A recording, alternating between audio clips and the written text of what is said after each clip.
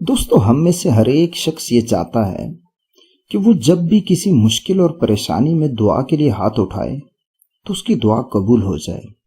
اسی مقصد کے لیے انسان مختلف وظیفے بھی پڑھتا ہے، مگر پھر بھی بعض اوقات دعائیں قبول نہیں ہوتی۔ جانتے ہیں ایسا کیوں ہوتا ہے؟ دراصل ہماری دعاؤں کے راستے میں بہت سی رکاوٹیں ہوتی ہیں جنہیں ہم دور نہیں کر رہے ہوتے۔ اگر آپ اپنی دعاؤں کی قبولیت چاہتے ہیں تو سب سے پہلے ان رکاوٹوں کو دور کریں۔ اس ویڈیو میں آپ کو وہی رکاوٹیں بتائی جائیں گی جنہیں دور کر کے آپ اپنی دعاؤں کو قبولیت کے مرتبے پر پہنچا سکتے ہیں۔ دوستو یاد رکھیں کہ دعا قبول نہ ہونے کی پہلی وجہ حرام کمائی ہوتی ہے۔ حدیث شریف میں ہے صحیح مسلم کی کہ ایک آدمی حرام کھا کر، حرام پی کر اور حرام پہن کر دعا کرتا ہے تو اس کی دعا کیسے قبول ہوگی؟ اس لیے دوستو اگر آپ چاہتے ہیں کہ آپ کی دعائیں قبول ہوں تو حرام کمائی سے دور رہیں۔ اگر آپ حرام کمائی سے دور رہیں گے تو انشاءاللہ آپ کی دعائیں قبول ہوں گی۔ دوستو یاد رکھیں کہ دعا قبول نہ ہونے کی دوسری وجہ غفلت اور لاپرواہی سے دعا مانگنا ہوتا ہے۔ ترمذی شریف کی حدیث میں ہے، اللہ تعالیٰ سے دعا مانگو تو قبولیت کا یقین رکھو، کیونکہ اللہ تعالیٰ غافل اور لاپرواہ دل سے مانگی ہوئی دعا کو قبول نہیں کرتا۔ دوستو آپ چاہتے ہیں کہ آپ کی دعا قبول ہو تو غفلت اور لاپرواہی سے کبھی دعا نہیں مانگے۔ دوستو یاد رکھیں کہ دعا قبول نہ ہونے کی تیسری وجہ امر بالمعروف اور نہی عن المنکر کا نہ کرنا ہوتا ہے۔ ترمذی شریف کی حدیث میں ہے، تم لوگ ضرور نیکی کا حکم دو اور برائی سے روکو، ورنہ اللہ تعالیٰ تم پر عذاب بھیج دے گا اور پھر تم دعائیں کرو گے مگر تمہاری دعائیں قبول نہیں کی جائیں گی۔ اس لیے دوستو اگر آپ چاہتے ہیں کہ آپ کی دعائیں قبول ہوں تو لوگوں کو نیکی کا حکم دیں اور لوگوں کو برائی سے منع کریں تاکہ آپ کی دعائیں قبول کی جائیں۔ دوستو دعا قبول نہ ہونے کی چوتھی وجہ وہ اللہ سے شکوے کرنا ہے۔ صحیح مسلم کی حدیث میں ہے، بندے کی دعا اس وقت تک قبول کی جاتی ہے جب تک وہ گناہ اور رشتہ داروں سے قطع رحمی کی دعا نہ مانگے اور جلدی نہ کرے۔ صحابہ کرام نے عرض کیا، یا رسول اللہ صلی اللہ علیہ وسلم، جلدی نہ کرنے سے کیا مراد ہے؟ آپ نے فرمایا، وہ یہ نہ کہنے لگے کہ میں کتنی بار دعا مانگ چکا ہوں لیکن قبول نہیں ہوتی۔ یہ بھی ایک قسم کا شکوہ ہے جو ہمیں اللہ سے نہیں کرنا چاہیے۔ دوستو اللہ کی بارگاہ میں تو انتہائی عاجزی اور انکساری کا مظاہرہ کرنا چاہیے تاکہ دعا قبول ہو۔ دوستو یاد رکھیں کہ دعا قبول نہ ہونے کی پانچویں وجہ خوشی کے زمانے میں دعا نہ مانگنا ہوتا ہے۔ ایک حدیث شریف میں ہے، جو چاہتا ہے کہ اس کی مشکلات میں دعائیں قبول ہوں، اسے چاہیے کہ وہ خوشحالی کے زمانے میں بھی اللہ سے دعائیں کرتا رہے۔ اس لیے اگر آپ چاہتے ہیں کہ بدحالی میں آپ کی دعائیں قبول ہوں تو خوشحالی کے زمانے میں بھی اللہ سے دعا والا تعلق قائم رکھیں۔ دوستو دعا قبول نہ ہونے کی چھٹی وجہ یہ ہمارے گناہ ہوتے ہیں، کیونکہ گناہوں کی وجہ سے انسان اللہ کی نظر میں اپنی اہمیت کو کھو دیتا ہے۔ اس لیے اگر آپ چاہتے ہیں کہ آپ کی دعائیں قبول ہوں تو سابقہ گناہوں سے توبہ کریں اور آئندہ گناہ نہ کرنے کی نیت کر لیں۔ دوستو یاد رکھیں کہ دعا قبول نہ ہونے کی ساتویں وجہ حقوق العباد کی ادائیگی نہ کرنا ہوتا ہے، کیونکہ لوگوں کی آہیں اور بدوائیں جو ہیں یہ ہماری دعا کی قبولیت کی راہ میں رکاوٹ بن جاتی ہیں۔ اگر آپ چاہتے ہیں کہ آپ کی دعائیں قبول ہوں تو حقوق العباد کی ادائیگی کریں، ماں باپ کو ان کا حق دیں، بہن بھائیوں کو ان کا حق دیں، بیوی بچوں کو ان کا حق دیں اور اپنے تمام ماتحتوں کو ان کے تمام حقوق دیں، تب اللہ تعالیٰ آپ کو آپ کا حق دے گا۔ اگر آپ ان کا حق غصب کریں گے تو زمین و آسمان کا مالک آپ کا حق بھی روک لے گا اور آپ کچھ نہیں کر سکیں گے۔ اس لیے آپ کمزوروں پر رحم کریں تاکہ آپ پر رحم کیا جائے۔ دوستو اگر آپ یہ جاننا چاہتے ہیں کہ کس قسم کا عمل کرنے سے دعائیں جلدی قبول ہوتی ہیں تو ہماری یہ ویڈیو دیکھیں، جس کا ڈسکرپشن میں بھی ہم نے لنک دے دیا ہے۔ اور اگر آپ یہ چاہتے ہیں کہ دعا قبول نہ ہونے میں اللہ تعالیٰ کی کیا کیا حکمتیں ہوتی ہیں، اس پر ہم ایک ویڈیو بنائیں تو کمنٹ کریں۔ اس حدیث مبارکہ کو آپ کو سن کر پتہ چلے گا کہ اصل صبر کس وقت کرنا ہوتا ہے۔ حدیث مبارکہ سنیں پھر اس پر بات کرتے ہیں۔ حضرت انس بن مالک رضی اللہ تعالیٰ عنہ اس کے راوی ہیں، وہ فرماتے ہیں کہ مر النبی صلی اللہ علیہ وسلم بامرأۃ تبکی عند القبر، نبی کریم علیہ الصلوۃ والسلام ایک عورت کے پاس سے گزرے جو قبر کے پاس کھڑی ہو کر رو رہی تھی۔ حضور علیہ الصلوۃ والسلام نے اسے فرمایا کہ اے عورت، اللہ سے ڈرو اور صبر کرو، یہ کیا رو رہی ہو اور کیسے تم صبر کے خلاف کام کر رہی ہو؟ تو اس عورت نے بڑی ہی بدتمیزی سے کہا الیک انی، مجھ سے پرے ہو جائیں۔ ترجمہ اس سے زیادہ سخت ہے لیکن نبی کریم علیہ الصلوۃ والسلام کے ادب کی وجہ سے ایسا کر رہا ہوں۔ उसने कहा तुम्हें मेरी जैसी मुसीबत नहीं पहुंची वरना तुम ये बात ना कहते। अच्छा, ये बात कहते हुए ना उसने हुजूर को पहचाना नहीं था कि ये रसूलुल्लाह सल्लल्लाहु अलैहि वसल्लम है। उसने तो यूं समझा कि काम आदमी है, ये कहकर जा रहा है। फिर थोड़ी देर बाद लोग आए और लोगों ने उसे कहा कि पता है कि क्या कौन थे ये? कहा इन्नहु नबी सल्लल्लाहु अलैहि वसल्लम, ये तो रसूल अकरम सल्लल्लाहु अलैहि वसल्लम थे। तो वो एकदम परेशान हुई। फातत बाबन नबी सल्लल्लाहु अलैहि वसल्लम, वो आई भागती हुई रसूलुल्लाह सल्लल्लाहु अलैहि वसल्लम के दरवाजे पर और आकर कहा या रसूलुल्लाह सल्लल्लाहु अलैहि वसल्लम, मैंने आपको पहचाना नहीं था, अगर मैं आपको पहचानती तो कभी ऐसा जवाब न देती। अब वो कहना चाह रही थी कि या रसूलुल्लाह आप सब्र करूंगी, आप सब्र करूंगी। हुजूर ने उसे क्या जवाब दिया ये सुनो। हुजूर अलैहिस्सलातु वस्सलाम ने फरमाया इन्नमस सब्रु इंद सदमतिल ऊला, कहा सब्र तो वही होता है जो सदमे के बिल्कुल शुरू में कर लिया जाता है। यानी सदमा जो ही पहुंचा उस वक्त असल में सब्र है। कुछ देर बाद तो हर एक को ही आराम आ जाता है, जब तकलीफ हो उस वक्त सब्र करना है। तो कहा वो तुम इतनी देर होती थी, बाद में आई, जब ठंडी हुई फिर पता चला, तो अब तो सब्र नहीं है। अगरचे अब भी सब्र करना मुफीद है, लेकिन असल सब्र जो है वो जो ही सदमा पहुंचे उस वक्त। इस हदीस मुबारक से मैं आपको एक वाकया सुनाऊंगा। ये वाकया बहुत ही ज़बरदस्त है और बहुत ही सबक आमोज है। इस वाकये में बताया गया है कि अगर आप इस तरीके से अल्लाह से दुआ करेंगे तो उसके कबूल होने के ज़्यादा चांसेस हैं। दोस्तों, ये वाकया सही मुस्लिम में इमाम मुस्लिम रहमतुल्लाह अलैह ने दर्ज किया है और ये वाकया हदीस मुबारका में बयान किया गया है।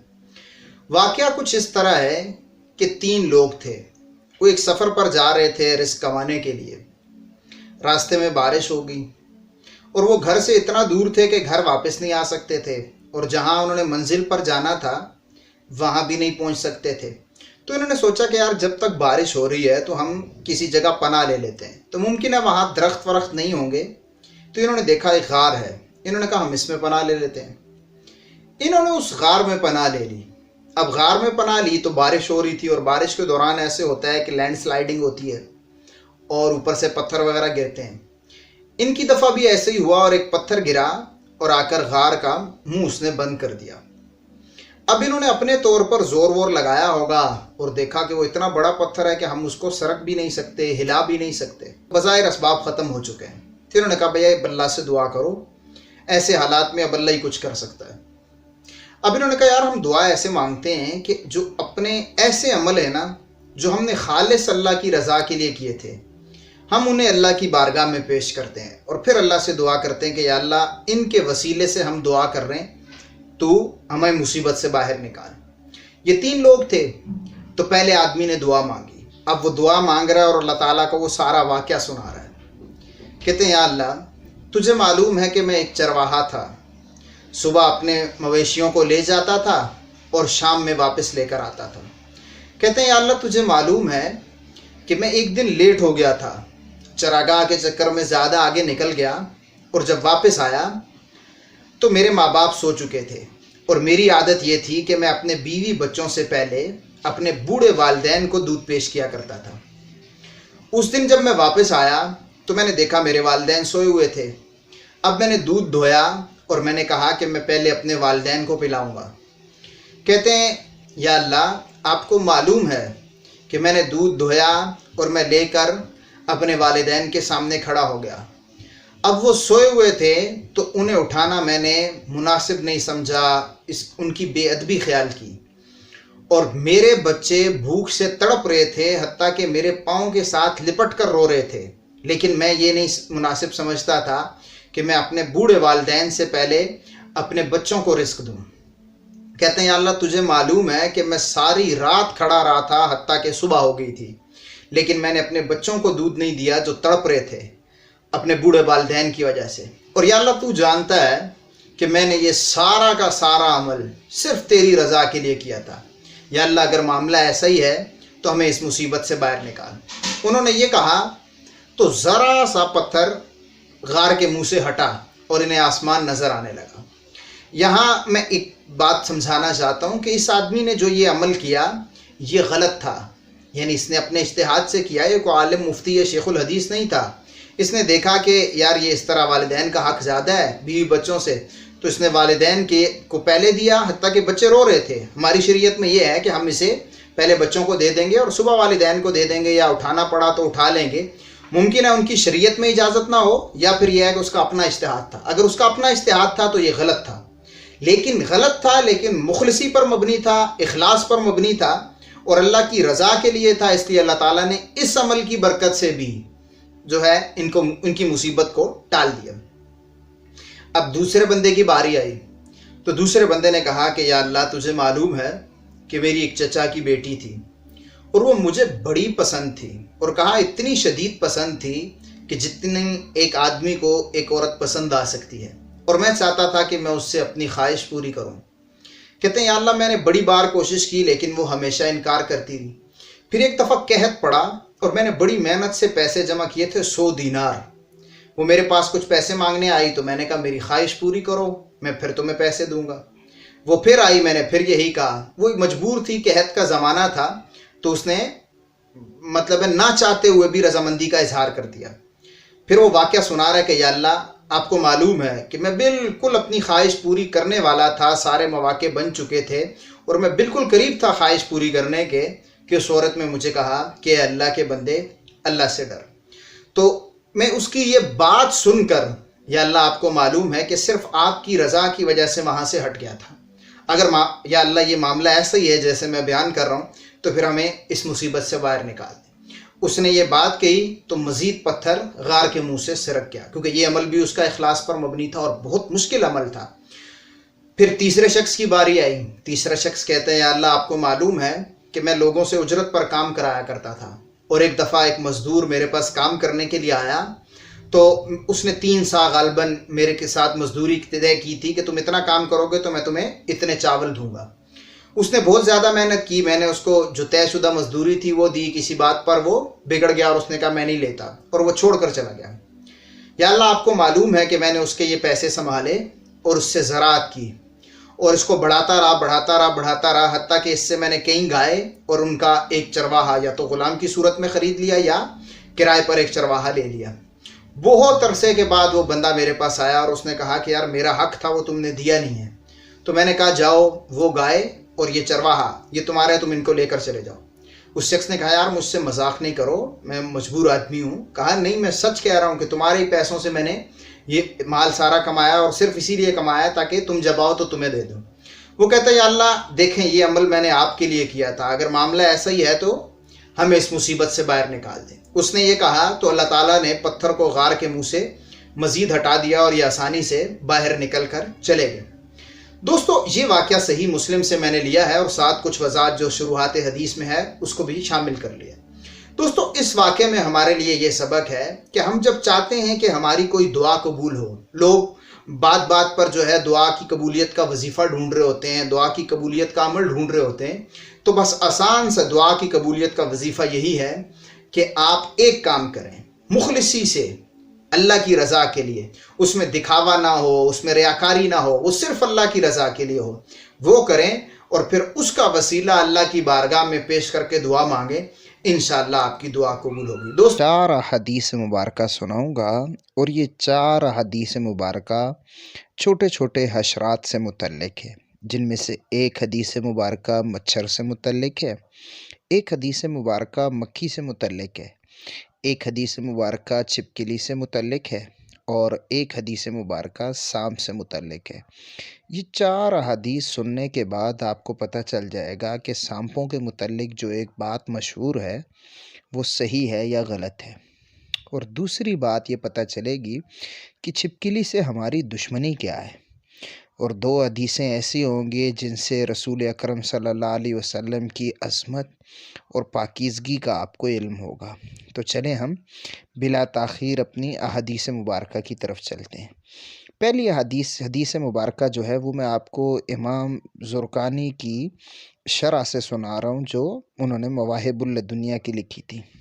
اس میں یہ بات لکھی ہے کہ نبی کریم صلی اللہ علیہ وسلم کو کسی مچھر نے کبھی نہیں کاٹا۔ اس کی حکمت کیا ہو سکتی ہے؟ تو اس کی حکمت یہ ہو سکتی ہے کہ مچھر کے اندر خون ہوتا ہے اور وہ مختلف لوگوں کا خون چوستا ہے، اور جس بھی آدمی کا خون چوستا ہے تو یقیناً اس کے خون میں دوسرے کے خون کی بھی آمیزش ہو جاتی ہے۔ یہی وجہ ہے کہ ڈینگی یا اس طرح کا کوئی بھی مریض ہو، اسے اگر مچھر کاٹ لے تو وہ دوسرے تک بھی اس مرض کو ٹرانسفر کر دیتا ہے۔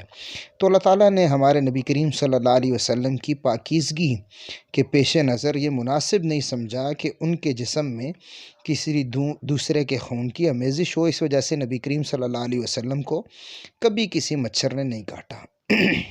دوسری حدیث مبارکہ میں آیا ہے، یہ بھی شرح زرقانی میں ہے، جو امام زرقانی نے مواہب الدنیا کی لکھی ہے، اس میں یہ ہے کہ نبی کریم صلی اللہ علیہ وسلم کے بدن پر تو کیا، نبی کریم صلی اللہ علیہ وسلم کے کپڑوں پر بھی کبھی مکھی نہیں بیٹھی۔ اس کی حکمت یہ ہو سکتی ہے کہ مکھی عموماً گندی جگہوں پر بیٹھتی ہے، تو اللہ تعالیٰ نے نبی کریم صلی اللہ علیہ وسلم کی جسم کی پاکیزگی کو قائم رکھنے کے لیے اور اسے اعلیٰ درجے پر فائز کرنے کے لیے کسی مکھی کو یہ ہمت ہی نہیں دی کہ وہ ہمارے نبی کریم صلی اللہ علیہ وسلم کے جسم مبارک پر بیٹھ سکے۔ اس سے پتہ چلتا ہے کہ اللہ تعالیٰ ہمارے نبی مکرم سے بہت زیادہ محبت کرتا ہے، اور ہمیں بھی ان کے متعلق کوئی ایسی بات نہیں کرنی چاہیے جس سے نبی کریم صلی اللہ علیہ وسلم کی پاکیزگی پر حرف آئے۔ اچھا، اگلی جو حدیث میں آپ کو سنا رہا ہوں یہ صحیح مسلم میں ہے، اور یہ بڑی خاص حدیث ہے۔ کچھ لوگ اسے سن کر حیران بھی ہوں گے اور کچھ لوگ اسے سن کر خوش بھی ہوں گے۔ صحیح مسلم میں حدیث ہے، حدیث یہ ہے، نبی کریم علیہ السلام نے فرمایا کہ جو چھپکلی کو پہلی ضرب میں ختم کر دے تو اس کے لیے 100 نیکیاں ہیں، اور جو دوسری ضرب میں ختم کر دے اس کے لیے اس سے کم نیکیاں ہیں، اور پھر ایک حدیث میں آتا ہے کہ جو اس سے کم میں کرے اس کے لیے اس سے کم۔ تو اس کی کیا وجہ ہے، کیا حکمت ہے؟ دراصل بعض روایتوں میں آتا ہے کہ جب حضرت ابراہیم علیہ السلام کے لیے وہ آگ کو جلایا جا رہا تھا تو اس وقت یہ اپنی پھونکوں کے ذریعے اس آگ کو تیز کرنے کی کوشش کر رہی تھی، تو اللہ تعالیٰ کو یہ بات اچھی نہیں لگی، تو اللہ تعالیٰ نے اس کو بھی یہ سزا دی اور اس کی نسل کو بھی سزا دی، اور آج دن تک یہ جو ہے اللہ تعالیٰ کی غضب کا شکار ہے، اور ہمیں حکم دیا گیا کہ ہم اسے ختم کرنے کی کوشش کریں، اور ختم کریں گے تو اس پر ہمیں 100 نیکیاں ملیں گی۔ اچھا، چوتھی حدیث جو ہے یہ سانپ کے انتقام کے حوالے سے ہے۔ عموماً ہمارے معاشرے میں سانپوں کے انتقام کے حوالے سے ایک بات مشہور ہے کہ اگر آپ کسی ایک سانپ کو ختم کرتے ہیں تو اس کی اگر وہ نر ہو تو اس کی مادہ، اگر وہ مادہ ہو تو اس کا نر آ کر بدلہ لیتا ہے، اور ہر سال بدلہ لیتا ہے، ڈھونڈتا رہتا ہے، اور بہت سارے طریقوں سے یہ بات ہمارے معاشرے میں پھیلی ہوئی ہے۔ تو سنن ابو داؤد میں حدیث ہے، رسول اکرم صلی اللہ علیہ وسلم نے فرمایا کہ تمام سانپوں کو ختم کرو، جس نے انتقام کے خوف سے سانپ کو چھوڑ دیا وہ ہم میں سے نہیں۔ اور یہ 4 حدیث مبارکہ یقیناً آپ کو مفید لگی ہوں گی، اور مجھے امید ہے کہ کچھ لوگوں نے یہ حدیث مبارکہ نہیں بھی سنی ہوں گی۔ جو میں آپ کو درود شریف سے متعلق 7 حدیث مبارکہ سناؤں گا۔ ان حدیث کو سننے کے بعد آپ کو پتہ چل جائے گا کہ ایک بار درود شریف پڑھنے کی کیا فضیلت ہے، 10 بار درود شریف پڑھنے کی کیا فضیلت ہے، اور 100 مرتبہ درود شریف پڑھنے کی کیا فضیلت ہے۔ دوستو، پہلی حدیث امام حاکم کی مستدرک میں ہے، اس میں یہ ہے کہ جو مجھ پر ایک بار درود شریف پڑھے گا تو اللہ تعالیٰ اس پر 10 رحمتیں نازل فرمائے گا، اس کی 10 خطائیں معاف فرمائے گا، اور اس کے 10 درجات کو بلند فرمائے گا۔ دوستو، دوسری حدیث جو ہے یہ سنن ترمذی میں ہے۔ اس میں یہ ہے کہ قیامت کے دن میرے زیادہ قریب وہ شخص ہوگا جو مجھ پر سب سے زیادہ درود پڑے گا۔ اگر آپ چاہتے ہیں کہ قیامت میں رسول اللہ صلی اللہ علیہ وسلم کا آپ کو قرب نصیب ہو تو آپ درود شریف کی کثرت کریں۔ دوستو، تیسری حدیث بھی سنن ترمذی میں ہے۔ یہ بنیادی طور پر حضرت عمر رضی اللہ تعالیٰ عنہ کا قول ہے۔ حضرت عمر فرماتے ہیں کہ دعا زمین و آسمان کے درمیان روک لی جاتی ہے جب تک تم اپنے نبی مکرم صلی اللہ علیہ وآلہ وسلم پر درود نہیں پڑھ لیتے۔ دوستو، اگر آپ چاہتے ہیں کہ آپ کی دعائیں قبول ہوں تو پھر درود شریف پڑھ کر دعا کیا کریں۔ دوستو، چوتھی حدیث مبارکہ مصنف عبدالرزاق میں ہے۔ اس میں یہ ہے کہ جو شخص ایک بار درود شریف پڑھتا ہے اس کے لیے 1 قیرات ثواب لکھ دیا جاتا ہے۔ اور دوستو، جانتے ہیں کہ 1 قیرات کتنا ہوتا ہے؟ وہ احد پہاڑ کے برابر ہوتا ہے، یعنی ایک بار درود شریف پڑھنا احد پہاڑ کے برابر ثواب کا موجب ہوتا ہے۔ تو اس لیے درود شریف کی کثرت کریں تاکہ کئی احد پہاڑ کے برابر ثواب آپ کے نامہ اعمال میں لکھ دیا جائے۔ دوستو، 5ویں حدیث یہ امام طبرانی کی معجم کبیر میں ہے۔ اس میں یہ ہے کہ جو شخص صبح اور شام 10 بار درود پڑھے گا اس کو میری شفاعت مل جائے گی۔ دوستو، اگر آپ چاہتے ہیں کہ قیامت کے دن آپ کو رسول اکرم صلی اللہ علیہ وسلم کی شفاعت ملے تو ہر روز صبح شام 10-10 بار درود شریف ضرور پڑھا کریں۔ دوستو اس سے اگلی حدیث میں یہ ہے کہ درود شریف کوئی معمولی چیز نہیں ہے، بلکہ جس طرح پانی آگ کو بجھاتا ہے نا، اس سے کئی گنا زیادہ درود شریف گناہوں کو مٹاتا ہے۔ اگر آپ چاہتے ہیں کہ آپ کے گناہوں کو معاف کیا جائے، اللہ تعالیٰ ان سے درگزر فرمائے، ان کو مٹا دے، تو درود شریف کی کثرت کریں۔ اور دوستو آپ جانتے ہیں کہ اگر کوئی شخص ایک دن میں 100 بار درود پڑھتا ہے تو اس کو کیا فائدہ ملتا ہے؟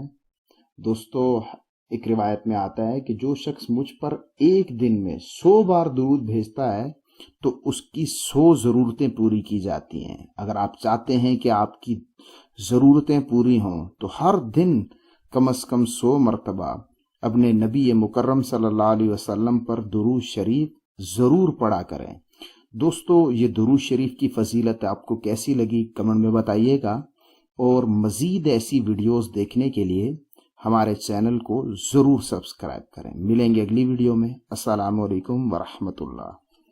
نے فرمایا کہ تم دیکھو اپنا دوست کسے بنا رہے ہو، کیونکہ آدمی اپنے دوست کے دین پر ہی ہوتا ہے۔ تو اگر آپ دیندار بننا چاہتے ہیں، نیکوکار بننا چاہتے ہیں، تو اپنے دوست نیکوکار بنا لیں، تو انشاءاللہ آپ خود بھی نیک ہو جائیں گے، اور جس درجے کے آپ کے دوست نیک ہوں گے انشاءاللہ ایک دن آپ بھی انہی جیسے نیک ہو جائیں گے۔ حضور نے فرمایا کبھی کبھی شیطان کسی حکیم کی زبان پر بھی گمراہی کی بات جاری کر دیتا ہے تاکہ وہ زیادہ لوگوں پر پہنچے۔ کوئی موٹیویشنل سپیکر ایسی بات کر دے گا جو گمراہی پر مبنی ہوگی، کوئی مشہور یوٹیوبر یا کوئی مشہور سوشل میڈیا کا انفلوئنسر ایسی بات کر دے گا جو گمراہی پر مشتمل ہوگی، اور یہ شیطان اس سے کراتا ہے۔ اچھا، تیسری حدیث جو ہے وہ بڑی اہم ہے، وہ علماء کے لیے بھی بڑی اہم ہے، اور جو لوگ صبح شام سیاست پر بحث کرتے رہتے ہیں ان کے لیے بھی بڑی اہم ہے۔ رسول اکرم صلی اللہ علیہ وسلم نے فرمایا جو بحث میں بہت گہرائی تک جاتے ہیں نا وہ ہلاک ہو جائیں گے، چاہے وہ ہمارے مذہبی مناظرین ہوں جو بات کی کھال اتارتے رہتے ہیں اور اپنی بات ثابت کرنے کے لیے ایسی حجت بازی کر رہے ہوتے ہیں کہ بس الامان والحفیظ۔ تو اس لیے ہماری جو نئی نسل ہے اسے بچنا چاہیے کہ وہ مناظرین میں سے نہ بنے بلکہ مصلحین میں سے بنے جو اصلاح کرنے والے ہیں۔ اچھا، چوتھی حدیث جو میں نے آپ کے لیے منتخب کی ہے سنن نبی داؤد سے، وہ یہ ہے کہ جو کسی غلط بات کی طرف لوگوں کو دعوت دیتا ہے نا، اس پر جتنے بھی لوگ عمل کرتے ہیں یا ویسا عقیدہ اختیار کرتے ہیں ان سب کا گناہ بھی اس سے ہوتا ہے۔ تو اس لیے آپ سوشل میڈیا پر کبھی کوئی ایسی پوسٹ شیئر نہیں کریں کہ جو اسلام کے خلاف ہو، جس سے اسلامی تعلیمات کا مذاق اڑایا جا رہا ہو یا اس میں شکوک و شبہات پیدا کیے جا رہے ہوں، کیونکہ یہ گناہ بھی باقی جتنے لوگ اس کی وجہ سے گمراہ ہو جائیں گے یا غلط ہو جائیں گے اس کا گناہ بھی آپ کے سر ہوگا۔ پانچویں حدیث مبارکہ جو میں نے آپ کے لیے منتخب کی ہے یہ بنیادی طور پر سنن نبی داؤد کی 2 حدیثوں کا خلاصہ ہے۔ وہ یہ ہے کہ حضرت خضر علیہ السلام نے ایک بچے کو بچوں کے ساتھ کھیلتے ہوئے دیکھا، اس کی گردن مروڑ کر اسے قتل کر دیا، اور اس کی وجہ یہ تھی، دوسری حدیث میں آتا ہے کہ وہ بڑا ہو کر سرکش اور کافر بنتا اور اپنے والدین کو بھی سرکش اور کافر بنا دیتا۔ تو اس وجہ سے اللہ تعالیٰ نے انہیں حکم دیا کہ آپ اس بچے کو قتل کر دیں۔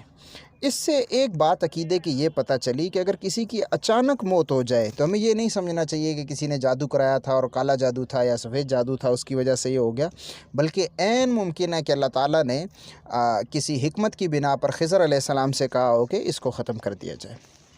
چھٹی حدیث جو میں نے آپ کے لیے منتخب کی ہے وہ یہ ہے کہ حدیث میں آتا ہے من جامع المشرک وسکن معہ فإنہ مثلہ، کہ جو شخص مشرکوں اور کافروں کے ساتھ رہے گا نا وہ ان جیسا ہی ہو جائے گا۔ حدیث میں تو ہے وہ ان جیسا ہی ہے، اور اس کی شرح میں علماء نے یہ فرمایا کہ جب بندہ بہت زیادہ کافروں کے ساتھ اٹھنا بیٹھنا رکھتا ہے، انہی کے علاقوں میں رہتا ہے، تو صحبت کی تاثیر کی وجہ سے وہ بھی کافروں جیسا ہو سکتا ہے۔ تو اب دیکھیں جو ہمارے لوگ یورپ میں رہتے ہیں پھر تھوڑے عرصے بعد انہیں اسلام اچھا ہی نہیں لگتا، کافر اچھنے لگنے شروع ہو جاتے ہیں۔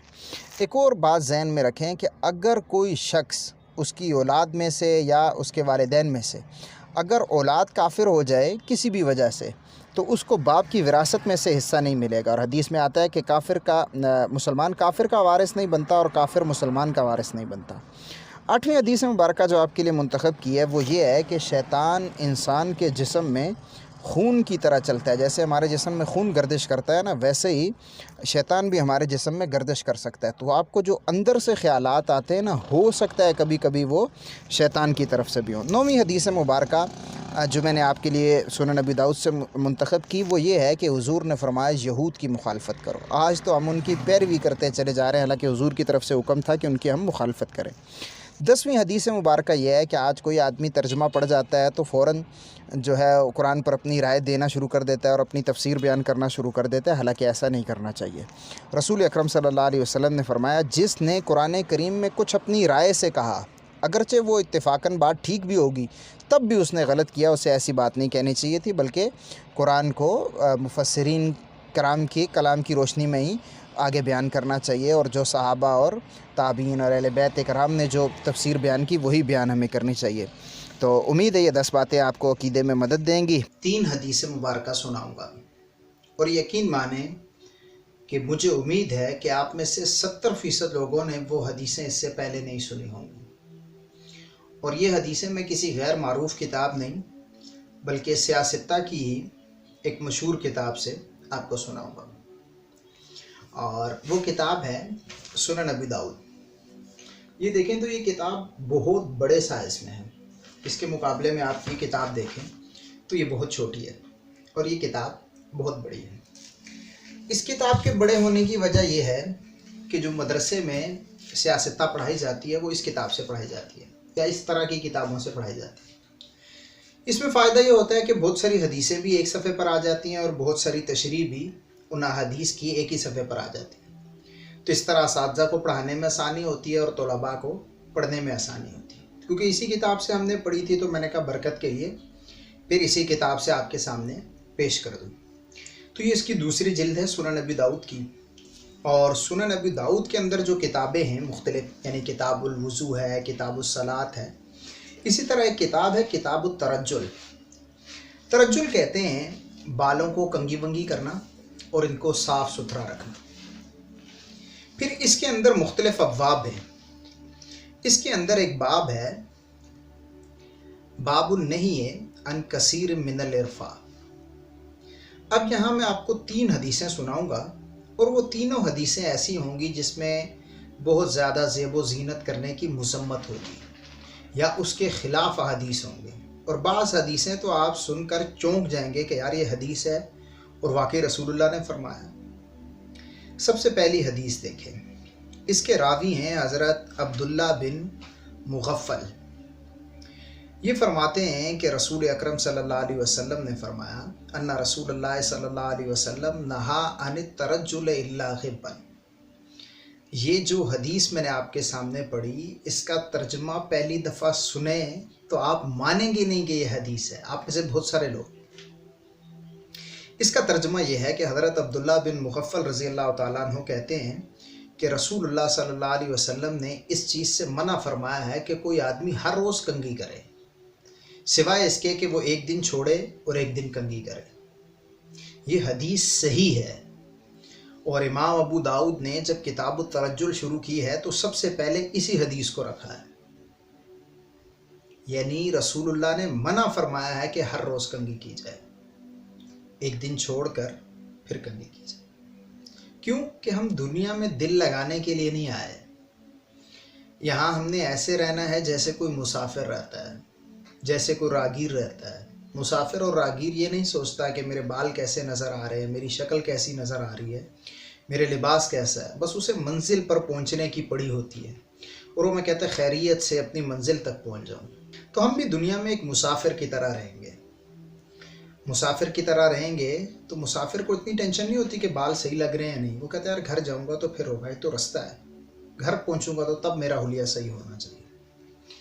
अब ये जो पहली हदीस है कि रसूलुल्लाह ने रोज़ रोज़ कंघी करने से मना फरमाया है, इसकी मैंने बहुत सारी शरूहात देखी तो सब ने यही लिखा हुआ था कि हदीस सही है और इसका माना भी ठीक है, और ये उन लोगों के लिए जो सुबह शाम अपने आप को सजने और संवारने में लगे रहते हैं।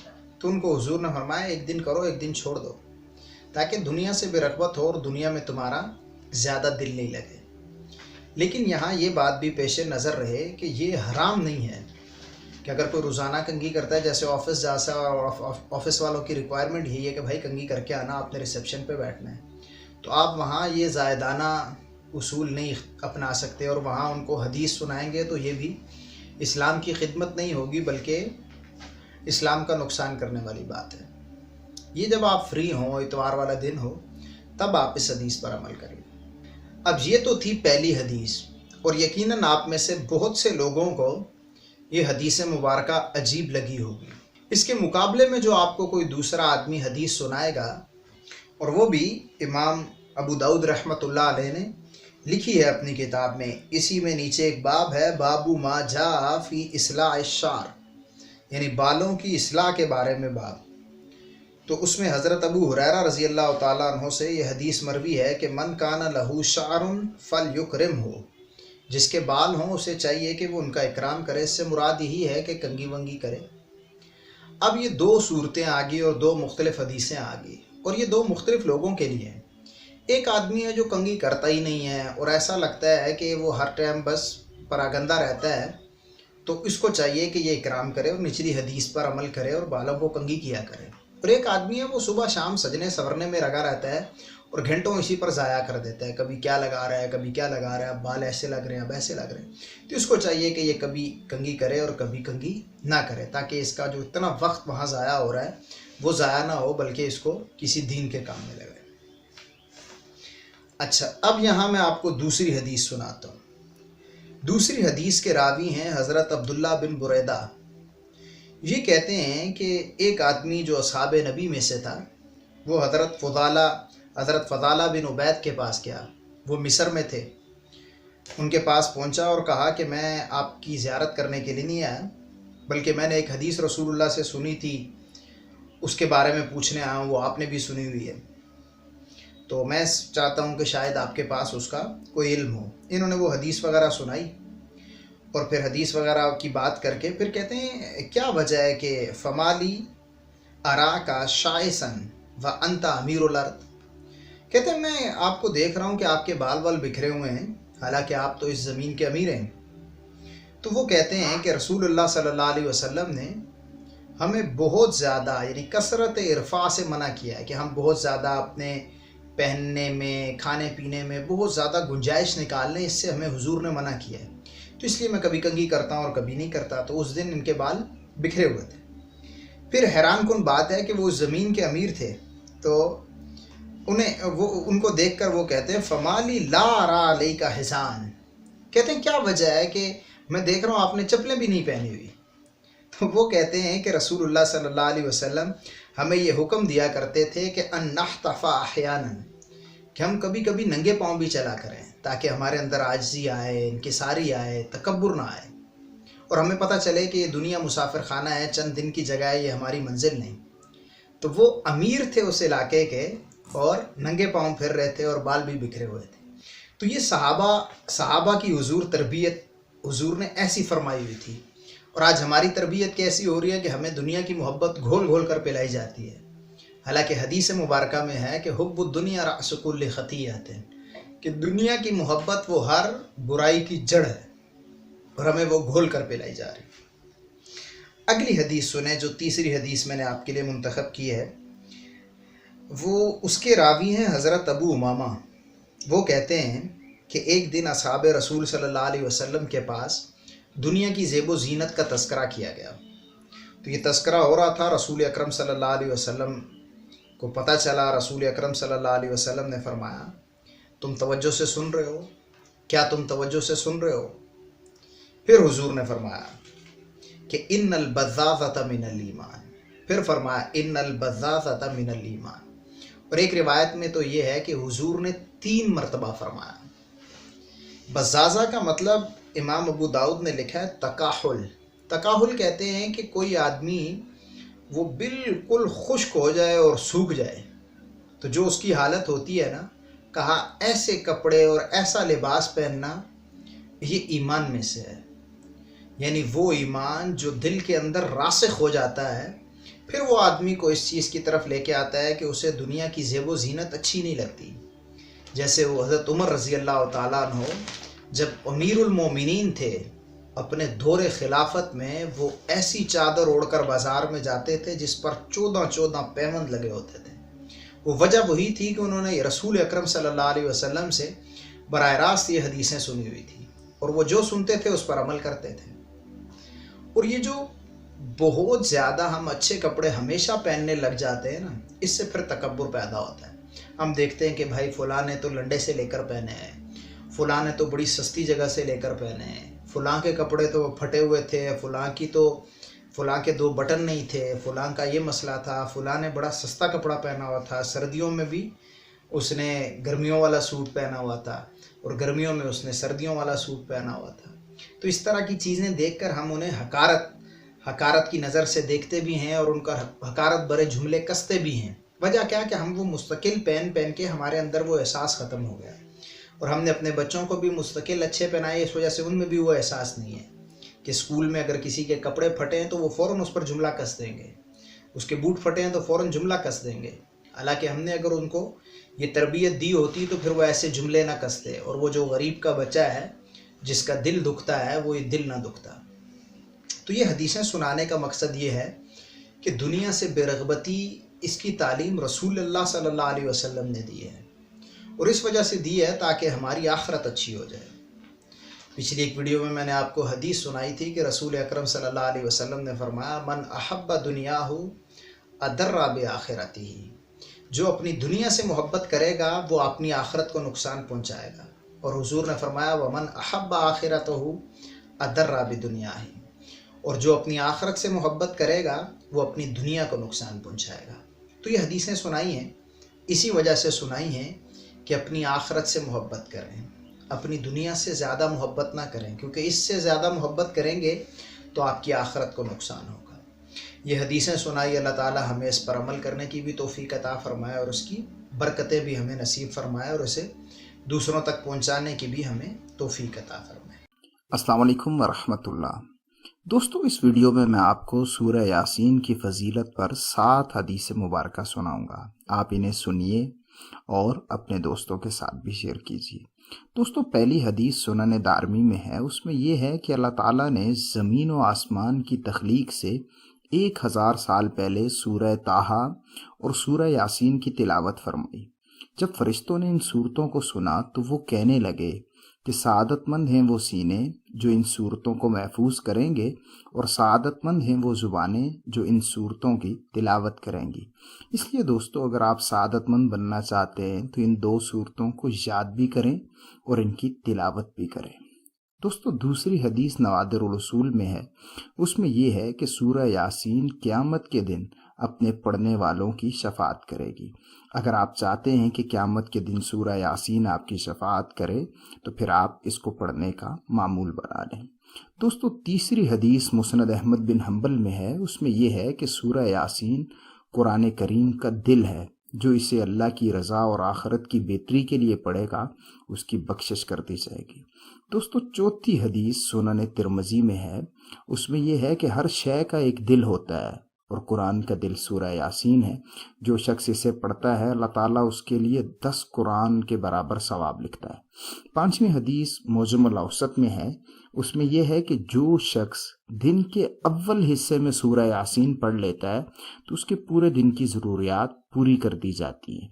अगर आप चाहते हैं कि आपके पूरे दिन की ज़रूरियात पूरी कर दी जाएं तो फिर शुरू में ही आप सूरह यासीन की तिलावत कर लिया करें। दोस्तों, छठी हदीस मुस्नद अबू याला में है। उसमें यह है कि जो शख्स रात के वक्त सूरह यासीन पढ़ लेता है वो इस हाल में सुबह करता है कि उसके पिछले तमाम गुनाह बख्श दिए गए होते हैं। दोस्तों, 7वीं हदीस मौजमुल औसत में है। उसमें यह है कि जो शख्स हर रात सूरह यासीन पढ़ने का मामूल बना ले फिर वो शख्स अपने बिस्तर पर मरे तो उसे शहीदों में शुमार किया जाएगा। ये हदीस मौजमुल औसत में है। दोस्तों, उम्मीद है यह हदीस मुबारक आपको अच्छी लगी होंगी। वीडियो अच्छी लगी तो इसे लाइक करें और मज़ीद वीडियोस के लिए हमारे चैनल को सब्सक्राइब कर लें। मिलेंगे अगली वीडियो में। अस्सलाम वालेकुम वरहमतुल्लाह। दोस्तों, किसी मोमिन की इज्जत करते हुए उसे प्रोटोकॉल देना ये कितना बड़ा सवाब है आपको इस हदीस मुबारक से पता चल जाएगा। एक मरतबा हज़रत सुलेमान फ़ारसी रज़ी अल्लाह ताला अन्हु हज़रत उमर रज़ी अल्लाह ताला अन्हु के पास गए तो हज़रत उमर ने यूँ तकिए पर टेक लगाई हुई थी। जो ही हज़रत सुलेमान फ़ारसी आए तो हज़रत उमर रज़ी अल्लाह ताला अन्हु ने अपना तकिया उठाकर उन्हें दे दिया। तो हज़रत सुलेमान फ़ारसी ने कहा कि हुज़ूर ने इस बारे में एक हदीस इरशाद फरमाई है। तो हज़रत उमर ने कहा कि वो हमें भी इरशाद फरमाएं, हमें भी बयान कर दें। تو انہوں نے کہا کہ رسول اکرم صلی اللہ علیہ وسلم نے فرمایا کہ کوئی شخص اپنے کسی مسلمان بھائی کے پاس جائے اور وہ اس کی عزت کے لیے، اس کے اکرام کے لیے، اسے پروٹوکول دینے کے لیے اگر اسے وہ تکیہ اپنا دے دیتا ہے تو اللہ تعالیٰ اس کی مغفرت کر دیتا ہے۔ تو آپ کا بھی کوئی دوست، کوئی مسلمان بھائی آئے تو اس کے لیے کرسی چھوڑ دیں، جگہ چھوڑ دیں، تو انشاءاللہ اس پر آپ کو بڑا ثواب ملے گا اور اللہ سے مغفرت کی بھی امید ہے۔ اس وجہ سے ہمیں چاہیے کہ ہر ایک مسلمان کو پروٹوکول دیں، چاہے وہ کمزور ہو یا طاقتور ہو، امیر ہو یا غریب ہو۔ آج کی یہ حدیث بطور خاص سزا دینے والوں کے لیے۔ سزا عموماً کون لوگ دیتے ہیں؟ اسکول اور مدرسے کے اساتذہ دیتے ہیں، والدین دیتے ہیں، پولیس والے دیتے ہیں، ججز دیتے ہیں، یا ہر ادارے میں جو بڑی پوسٹوں پر بیٹھے ہوتے ہیں وہ نچلے لوگوں کی سزا کا تعین کرتے ہیں۔ تو یہ حدیث انہی کے لیے ہے۔ حدیث مسند احمد بن حنبل میں ہے۔ حدیث اس طرح ہے کہ ایک شخص تھا، اس کے کچھ غلام تھے۔ اس نے کہا یا رسول اللہ، میرے کچھ غلام ہیں، وہ میرے سے جھوٹ بولتے ہیں، میرے مال میں خیانت کرتے ہیں اور میرے حکم کی نافرمانی کرتے ہیں۔ اس کے بدلے میں انہیں برا بھلا کہتا ہوں اور سزا دیتا ہوں۔ میرا قیامت کے دن حساب کیا ہوگا؟ رسول اکرم صلی اللہ علیہ وسلم نے فرمایا، اگر تو تم جو انہیں سزا دیتے ہو اور جتنی انہوں نے نافرمانی کی ہے یا تمہارا مالی نقصان کیا، ان دونوں کو تولا جائے گا۔ اگر یہ دونوں برابر ہوئے پھر تم پر کوئی وبال نہیں ہوگا۔ اگر تمہاری سزا کم ہوئی اور انہوں نے تمہیں مالی نقصان یا دوسرا تمہارے حکم کی نافرمانی زیادہ کی ہوئی تو پھر اس صورت میں تمہیں اجر ملے گا کیونکہ تمہاری سزا کم ہے۔ اگر ایسے ہوا کہ تمہاری سزا ان کے مقابلے میں زیادہ ہوئی تو پھر اس کا وبال تم پر ہوگا، یعنی ان کے گناہ تمہیں دے دیے جائیں گے یا تم اپنی نیکیاں انہیں دے دو گے۔ یہ بات سنی تو وہ شخص رونے لگا، تو رسول اکرم صلی اللہ علیہ وسلم نے اس کو تسلی دی اور ایک قرآن کی آیت سنائی۔ تو اس نے کہا یا رسول اللہ، مجھے اس کا کوئی حل اور نظر نہیں آتا کہ میں ان سب غلاموں کو آزاد کرتا ہوں۔ آپ گواہ ہیں، میں نے ان سب غلاموں کو آزاد کر دیا۔ اس نے تمام غلام آزاد کر دیے۔ تو دیکھیں، جو بھی آپ سزا دے رہے ہیں، کسی اسکول میں ہیں، مدرسے میں ہیں، پولیس میں ہیں، کہیں جج ہیں یا کسی بھی ایسے ادارے میں ہیں جہاں آپ کے ذریعے سزاؤں کا تعین ہوتا ہے، تو کبھی زیادتی نہیں کریں۔ جتنا جرم ہے اس سے کم سزا دینے کی کوشش کریں تاکہ قیامت میں آپ کو اس کا اجر ملے۔ اگر آپ ایسے نہیں کریں گے تو پھر قیامت کے دن یاد رکھ لیں کہ نہ آپ مال دے کر کسی کو راضی کر سکیں گے اور نہ کوئی اور چیز۔ وہاں دو ہی صورتیں ہیں، یا تو اپنی نیکیاں اسے دے دیں گے یا اس کے گناہ آپ کو لینے پڑیں گے۔ تو اس وجہ سے میں بطور خاص مدرسے کے اساتذہ کو کہتا ہوں کہ آپ تو مذہب سے وابستہ ہے، آپ سزائیں دینا کم سے کم کریں، عموماً سمجھا کر پیار محبت سے قائل کرنے کی کوشش کریں۔ رسول اکرم صلی اللہ علیہ وسلم کے پاس 10 سال حضرت انس رہے اور رسول اللہ نے ان سے کبھی یہ بھی نہیں پوچھا کہ یہ کام کیوں کیا ہے اور یہ کام کیوں نہیں کیا۔ تو ہمیں بھی یہی اخلاق اپنانا چاہیے۔ آج کے درس حدیث کے لیے بھی ہم نے صحیح بخاری سے ہی ایک حدیث مبارکہ کا انتخاب کیا ہے۔ آپ کو ایک بات بتاتے چلیں جو یقیناً آپ کے لیے مفید ہوگی کہ صحیح بخاری میں بہت ساری چھوٹی چھوٹی کتابیں ہیں، یعنی صحیح بخاری میں کتاب الصلاۃ ہے تو اس میں نماز سے متعلق حدیثیں ہوں گی، صحیح بخاری میں کتاب الایمان ہے تو اس میں ایمان سے متعلق حدیثیں ہوں گی۔ اسی طریقے سے صحیح بخاری میں ایک کتاب الرقاق ہے۔ کتاب الرقاق میں وہ حدیثیں ہوتی ہیں جو دل میں رقت پیدا کرتی ہیں۔ ہم نے کتاب الرقاق سے ہی ایک حدیث مبارکہ کا انتخاب کیا ہے۔ کتاب الرقاق جو ہی شروع ہوتی ہے تو اس میں امام بخاری پہلی حدیث یہ لے کر آئے ہیں۔ وہ حدیث شریف کیا ہے؟ وہ حدیث یہ ہے کہ نعمتان، دو نعمتیں ایسی ہیں، مغبون فیہما کثیر من الناس، کہ اکثر لوگ ان کے متعلق خسارے میں ہیں۔ وہ دو نعمتیں کون سی ہیں؟ پہلی صحت اور دوسری فراغت۔ اب کیسے لوگ نقصان میں ہیں؟ تو دیکھیں، جس کے پاس صحت ہے اور فراغت ہے وہ پھر بھی نیک اعمال نہیں کر رہا تو وہ خسارے میں ہے۔ صحت ہے تو بدنی اعمال کریں، آپ کے پاس وقت ہے تو اس کو دینی کاموں میں خرچ کریں۔ اگر آپ ایسے نہیں کر رہے تو آپ خسارے میں ہیں، اور رسول اکرم صلی اللہ علیہ وسلم فرما رہے ہیں کہ اکثر لوگ ان کے متعلق خسارے میں ہیں۔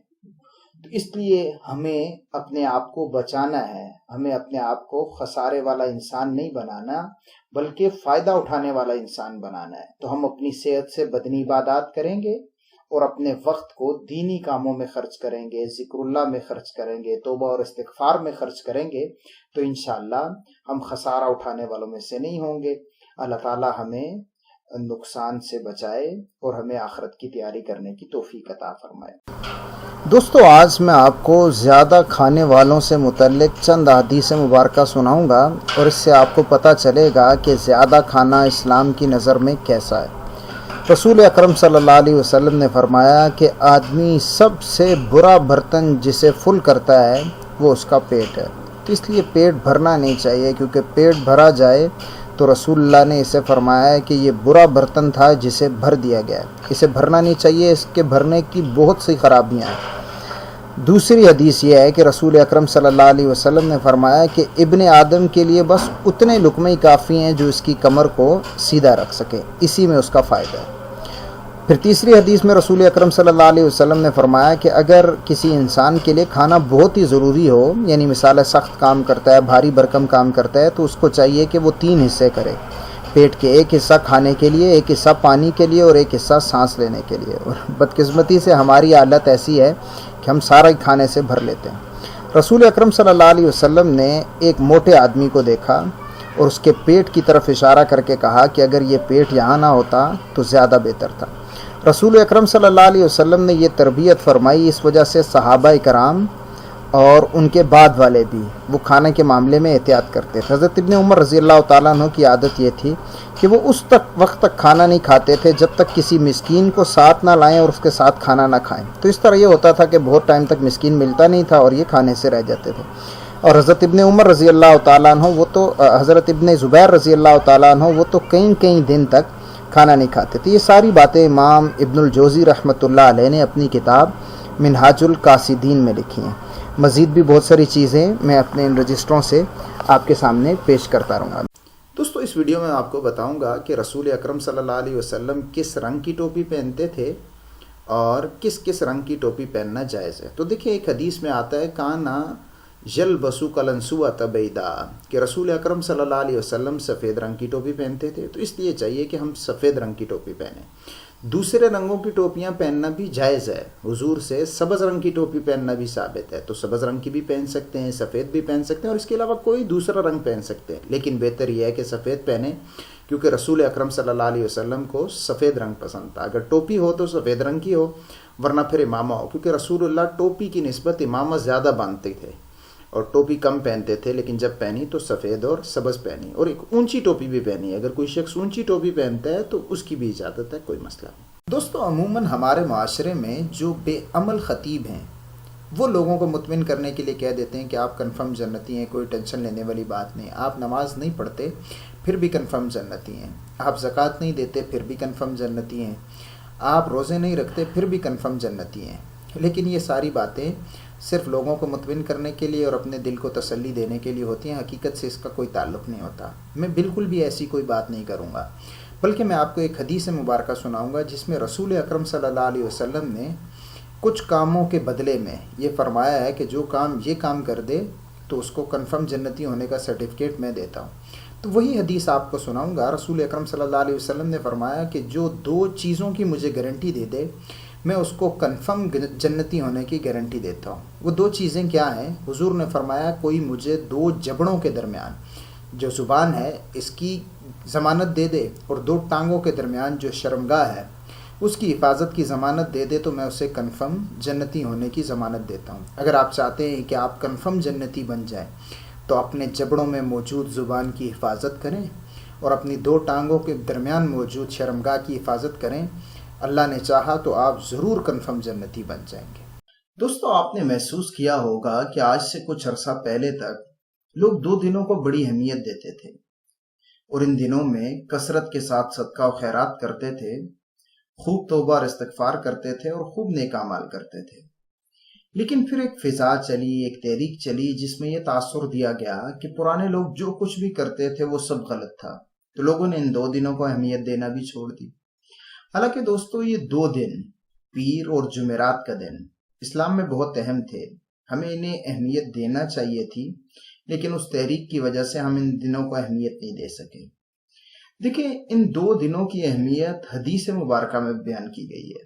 صحیح مسلم میں حدیث ہے، رسول اکرم صلی اللہ علیہ وسلم نے فرمایا کہ ہر پیر اور ہر جمعے کے دن تمہارے اعمال اللہ تعالیٰ کی بارگاہ میں پیش کیے جاتے ہیں۔ دوستو اگر ہر پیر کو اور ہر جمعرات کو ہمارے اعمال اللہ کی بارگاہ میں پیش کیے جاتے ہیں، تو کیا ہمیں ان دنوں میں کثرت کے ساتھ صدقہ و خیرات نہیں کرنا چاہیے؟ کیا ان دنوں میں توبہ اور استغفار کرنا کوئی غلط بات ہے؟ اگر ایسا نہیں ہے تو پھر ہمیں ان دونوں دنوں میں خوب صدقہ و خیرات کرنا چاہیے، توبہ اور استغفار بھی کرنا چاہیے، اور خوب نیک اعمال کرنے چاہیے، بلکہ اگر ممکن ہو تو ان دنوں میں نفلی روزہ بھی رکھنا چاہیے۔ اللہ تعالیٰ سے دعا ہے کہ ہم سب کو اس پر عمل کرنے کی توفیق عطا فرمائے۔ دوستو، عموماً ہمارے معاشرے میں سفارش کو اچھا نہیں سمجھا جاتا، اور جو بندہ سفارش کرے یا سفارش کے ذریعے کسی عہدے پر آئے تو ہم اسے اچھا شمار نہیں کرتے۔ ٹھیک ہے، کیونکہ عموماً آج کل نااہل لوگوں کی سفارشیں کی جاتی ہیں اور انہیں وہ عہدے دے دیے جاتے ہیں جس کے وہ اہل نہیں ہوتے، تو اس اعتبار سے تو یہ بالکل ٹھیک ہے۔ لیکن عوام یہ سمجھتی ہے کہ شاید ہر سفارش کرنا ہی بری بات ہوتی ہے، تو ایسا نہیں ہے، بلکہ کچھ سفارشیں ایسی ہیں کہ رسول اکرم صلی اللہ علیہ وسلم چاہتے تھے کہ میری امت کے لوگ وہ سفارشیں کریں۔ ایک حدیث مبارکہ سنیں، صحیح مسلم میں ہے کہ نبی کریم صلی اللہ علیہ وسلم کے پاس جب بھی کوئی ضرورت مند آتا تو حضور اپنے جو پاس مجلس میں موجود لوگ ہوتے تھے انہیں کہتے تھے کہ لوگوں تم اس کی سفارش کرو تاکہ تمہیں بھی ثواب ملے۔ اب سفارش لوگ کیسے کریں گے کہ یوں بتائیں گے کہ یا رسول اللہ صلی اللہ علیہ وسلم یہ بہت غریب آدمی ہے، اس کی کچھ مدد کر دیں، یہ مقروض ہے یا رسول اللہ اس کا قرض نہیں اتر رہا، آپ اس کا قرض اتروا دیں، یا رسول اللہ اس کی بیٹی کی شادی ہے، اس کے پاس حق مہر دینے کے لیے بھی کچھ نہیں ہے، یا رسول اللہ اس کے قبیلے والوں نے اسے بلا وجہ نکال دیا ہے، مہربانی کر کے اسے ٹھکانہ دے دیں۔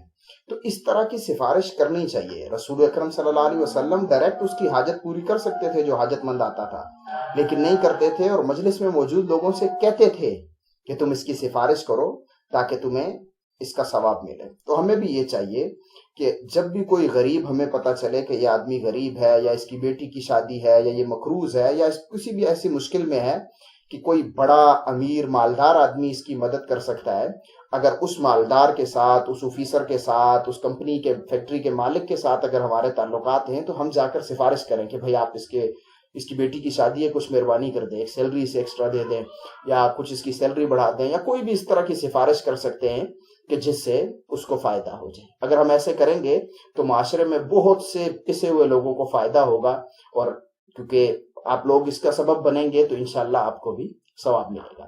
دوستو، ہم میں سے بہت سارے لوگ اللہ تعالیٰ کی منشا کو سمجھ نہیں سکتے اور بعض اوقات اپنا نقصان کر بیٹھتے ہیں۔ اس ویڈیو میں آپ کو احادیث مبارکہ کی روشنی میں چند ایسے اصول بتاؤں گا جس سے آپ مختلف صورتوں میں اللہ کے ارادے کو سمجھ سکیں گے۔ تو آپ کے سامنے اس ویڈیو میں 7 حدیث مبارکہ پیش کروں گا۔ سب سے پہلی حدیث یہ ہے کہ جب اللہ تعالیٰ کسی بندے کی دعا قبول کرنا چاہتا ہے تو اسے دعا کرنے کی توفیق دے دیتا ہے۔ یہ حدیث مسند فردوس میں، اس سے پتہ چلتا ہے کہ جب آپ کو دل سے یہ ارادہ ہو رہا ہو کہ ہم دعا مانگو اللہ قبول کرے گا، تو اس وقت ضرور دعا مانگیں اور اس وقت قبولیت کے زیادہ چانسز ہوں گے۔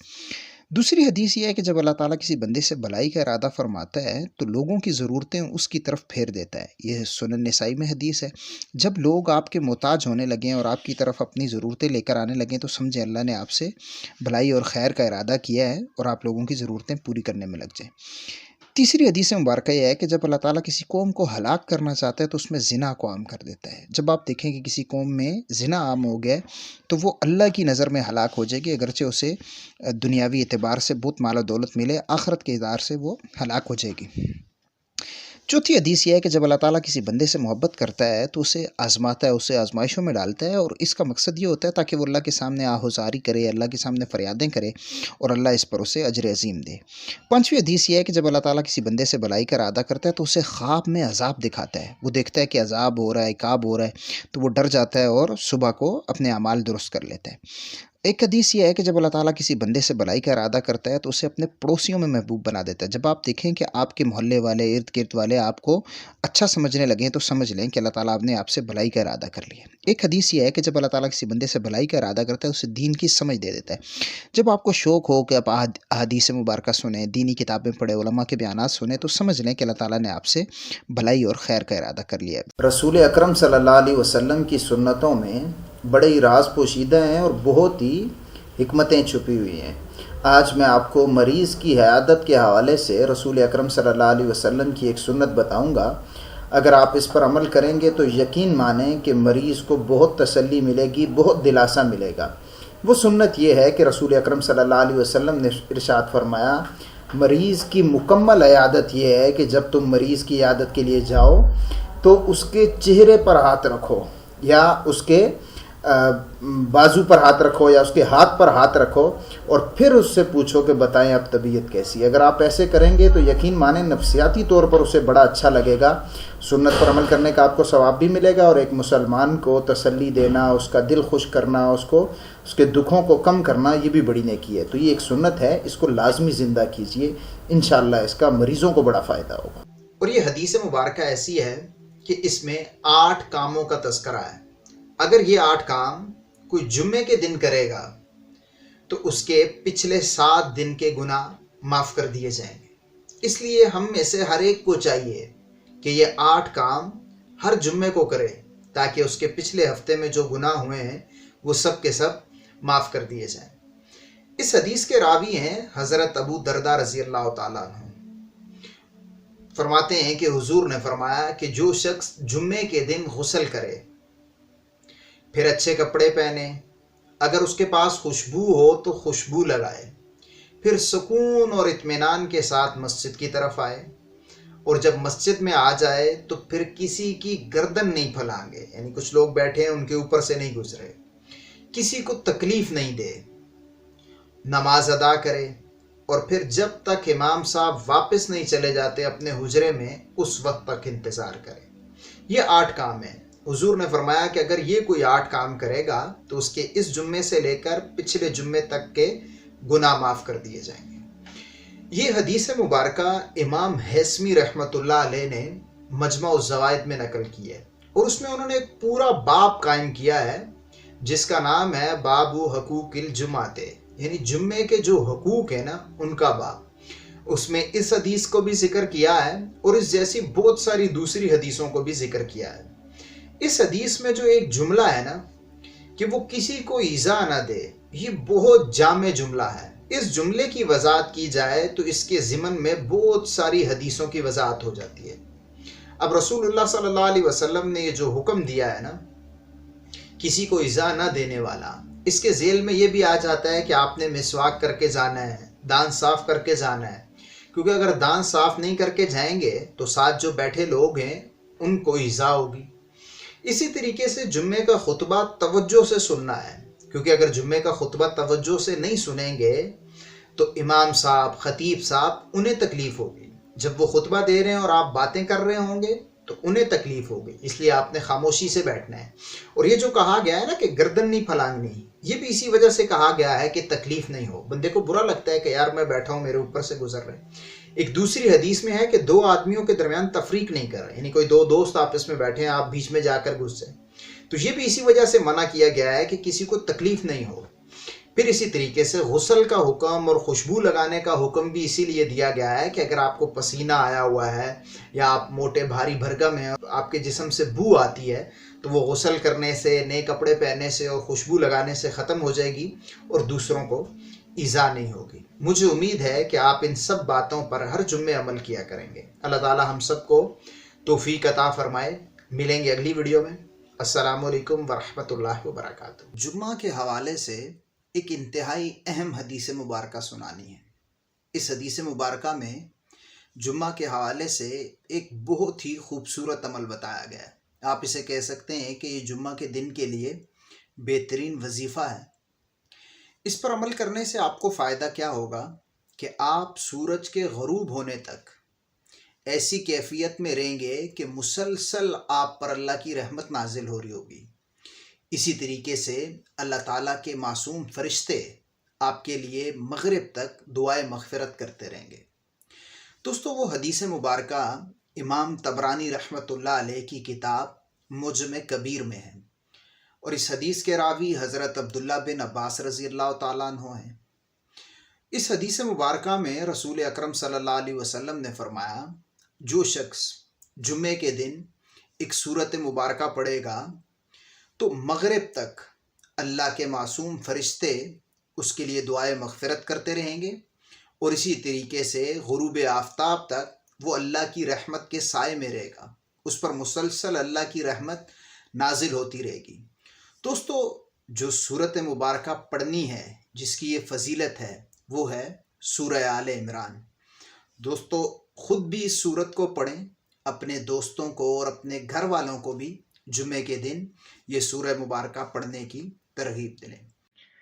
دوستو، آج میں آپ کو نماز کے سنت طریقے کے حوالے سے 5 احادیث مبارکہ سناؤں گا۔ یہ 5 احادیث مبارکہ اگر آپ سن لیں گے تو آپ کو پتہ چل جائے گا کہ رفع یدین کرنا کتنا ضروری ہے، اور امام کے پیچھے قرات کرنا، سورہ فاتحہ پڑھنا کتنا ضروری ہے۔ اسی طریقے سے آپ کو یہ بھی پتہ چل جائے گا کہ سینے پر ہاتھ باندھنا کس قدر ضروری ہے، اور یہ سب باتیں میں آپ کو صحیح احادیث کے ساتھ بتاؤں گا۔ پہلی حدیث دیکھیں، اس سے آپ کو پتہ چل جائے گا کہ نماز میں سورہ فاتحہ پڑھنا کتنا ضروری ہے۔ یہ حدیث، اس کی جو سند ہے وہ صحیح ہے۔ حضرت جابر رضی اللہ تعالیٰ عنہ سے مروی ہے کہ نبی کریم علیہ الصلوۃ والسلام نے فرمایا کہ جس نے نماز کی کوئی رکعت پڑھی اور اس میں سورہ فاتحہ نہ پڑھی تو اس کی نماز نہیں ہوئی۔ یہاں سے اس کی اہمیت کا پتہ چلتا ہے۔ البتہ اس میں ایک استثناء ہے، سوائے اس صورت میں کہ وہ بندہ امام کے پیچھے ہو، یعنی امام کے پیچھے ہو تو صحیح حدیث کہہ رہی ہے کہ پھر اسے فاتحہ پڑھنے کی ضرورت نہیں ہے۔ اگلی حدیث دیکھیں، نماز میں رفع یدین کرنا کتنا ضروری ہے، یہ آپ کو اس حدیث سے پتہ چلے گا، اور یہ حدیث صحیح ہے۔ حضرت عبداللہ بن مسعود فرماتے ہیں، کیا میں تمہیں رسول اکرم صلی اللہ علیہ وسلم والی نماز نہ پڑھاؤں؟ پھر آپ نے نماز پڑھائی تو آپ نے صرف ایک ہی مرتبہ رفع یدین کیا۔ اس سے پتہ چلتا ہے کہ رفع یدین کتنا ضروری ہے۔ اگلی حدیث دیکھیں، نماز میں اگر کوئی شخص سینے پر نہیں ہاتھ باندھے تو کتنا نقصان ہوتا ہے۔ حضرت وائل بن حجر اپنے والد سے روایت کرتے ہیں، وہ فرماتے ہیں کہ میں نے رسول اکرم صلی اللہ علیہ وآلہ وسلم کو دیکھا، وہ نماز میں اپنا دایاں ہاتھ بائیں ہاتھ پر ناف کے نیچے باندھتے تھے، یعنی سینے پر نہیں باندھتے تھے، اور صحیح ہے اس حدیث کی بھی سند۔ آگے دیکھیں، حضرت علی رضی اللہ تعالیٰ عنہ کا فتویٰ ہے کہ سنت یہ ہے کہ نماز میں ہاتھ ناف کے نیچے باندھے جائیں۔ اگلی حدیث دیکھیں کہ رفع یدین کس قدر ضروری ہے۔ رفع یدین پہ آپ کو کوئی کتنی بھی حدیثیں سنائے، آپ اس سے صرف یہ کہیں کہ کیا خلفائے راشدین یہ کرتے تھے؟ اگر نہیں کرتے تھے تو شاید یہ چیز اتنی بھی اہم نہیں تھی جتنی آج کے بچوں کو بنا کر پیش کی جاتی ہے۔ یہ ویڈیو میں فقط اس لیے بنا رہا ہوں کہ میں دیکھتا ہوں پہلی صف میں جہاں 100 لوگ کھڑے ہوتے ہیں اور سب رفع یدین کے بغیر نماز پڑھ رہے ہوتے ہیں، اور ایک آدمی وہ سینے پر ہاتھ باندھتا ہے ٹانگیں بہت زیادہ کھول کے اور بار بار رفع یدین کر رہا ہوتا ہے، لوگوں کو چڑھانے کے لیے یا یہ ظاہر کرنے کے لیے کہ شاید وہ بہت بڑا سنت پر عمل کرنے والا ہے اور باقی سب لوگ جاہل اور سنت کے خلاف عمل کر رہے ہیں۔ یہ ویڈیو بنانے کا صرف مقصد یہ ہے کہ یہ بھی سنت ہے جو امت کی اکثریت کر رہی ہے۔ آگے دیکھیں، اب رسول اکرم صلی اللہ علیہ وسلم نماز میں ہاتھ کہاں تک اٹھاتے تھے؟ حضرت مالک بن حویرث سے مروی ہے، وہ کہتے ہیں رسول اکرم صلی اللہ علیہ وسلم جب نماز کے لیے تکبیر کہتے تو اپنے ہاتھ کانوں کی لو کے برابر تک بلند کرتے تھے، اور یہ حدیث بھی صحیح مسلم میں ہے۔ امید ہے میں جو باتیں بتانے لگا تھا وہ آپ پر پہنچ گئی ہوں گی۔ ایسا کوئی بھی سوال ہو تو آپ کمنٹ میں پوچھ سکتے ہیں۔ عموماً لوگ ایک سوال پوچھتے ہیں کہ جو شخص کسی جنگل، ویرانے یا کسی ایسی جگہ میں رہتا ہے جہاں آبادی نہ ہونے کے برابر ہے اور اس شخص تک کسی مذہب کی دعوت بھی نہیں پہنچی، تو قیامت کے دن اس کا حساب کیسے ہوگا؟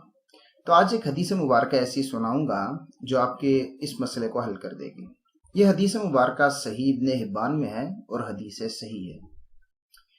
اس حدیث میں یہ ہے کہ 4 لوگ قیامت کے دن احتجاج کریں گے اللہ کی بارگاہ میں، جن میں سے ایک شخص بہرا ہوگا، ایک شخص جو ہے بے وقوف ہوگا، ایک شخص انتہائی بوڑھا ہوگا، اور ایک شخص وہ ہوگا جو 2 پیغمبروں کے درمیانی زمانے میں فوت ہوا۔ بہرا شخص کہے گا کہ یا اللہ اسلام آیا تھا تو میں تو اس وقت کچھ سنتا ہی نہیں تھا، تو میرے تک تو ٹھیک طریقے سے دعوت ہی نہیں پہنچی۔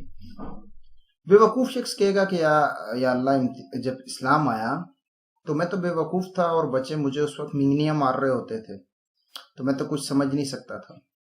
بوڑھا شخص کہے گا اسلام آیا اور اس وقت میری عقل جواب دے چکی تھی۔ چوتھا شخص جو 2 پیغمبروں کے درمیانی زمانے میں فوت ہوا، وہ کہے گا کہ میرے تک تو کوئی رسول ہی نہیں آیا، تو یعنی یہ تو انصاف نہیں ہے کہ اب مجھے جزا یا سزا دی جائے۔ تو اللہ تعالیٰ ان سے وعدہ لیں گے کہ دیکھو تم میری بات مانو گے، یعنی دنیا میں اگر تم پر صحیح معاملات ہوتے تو تم میری بات مانتے ہو؟ کہیں گے مانتے. تو کہیں گے آج مانو گے؟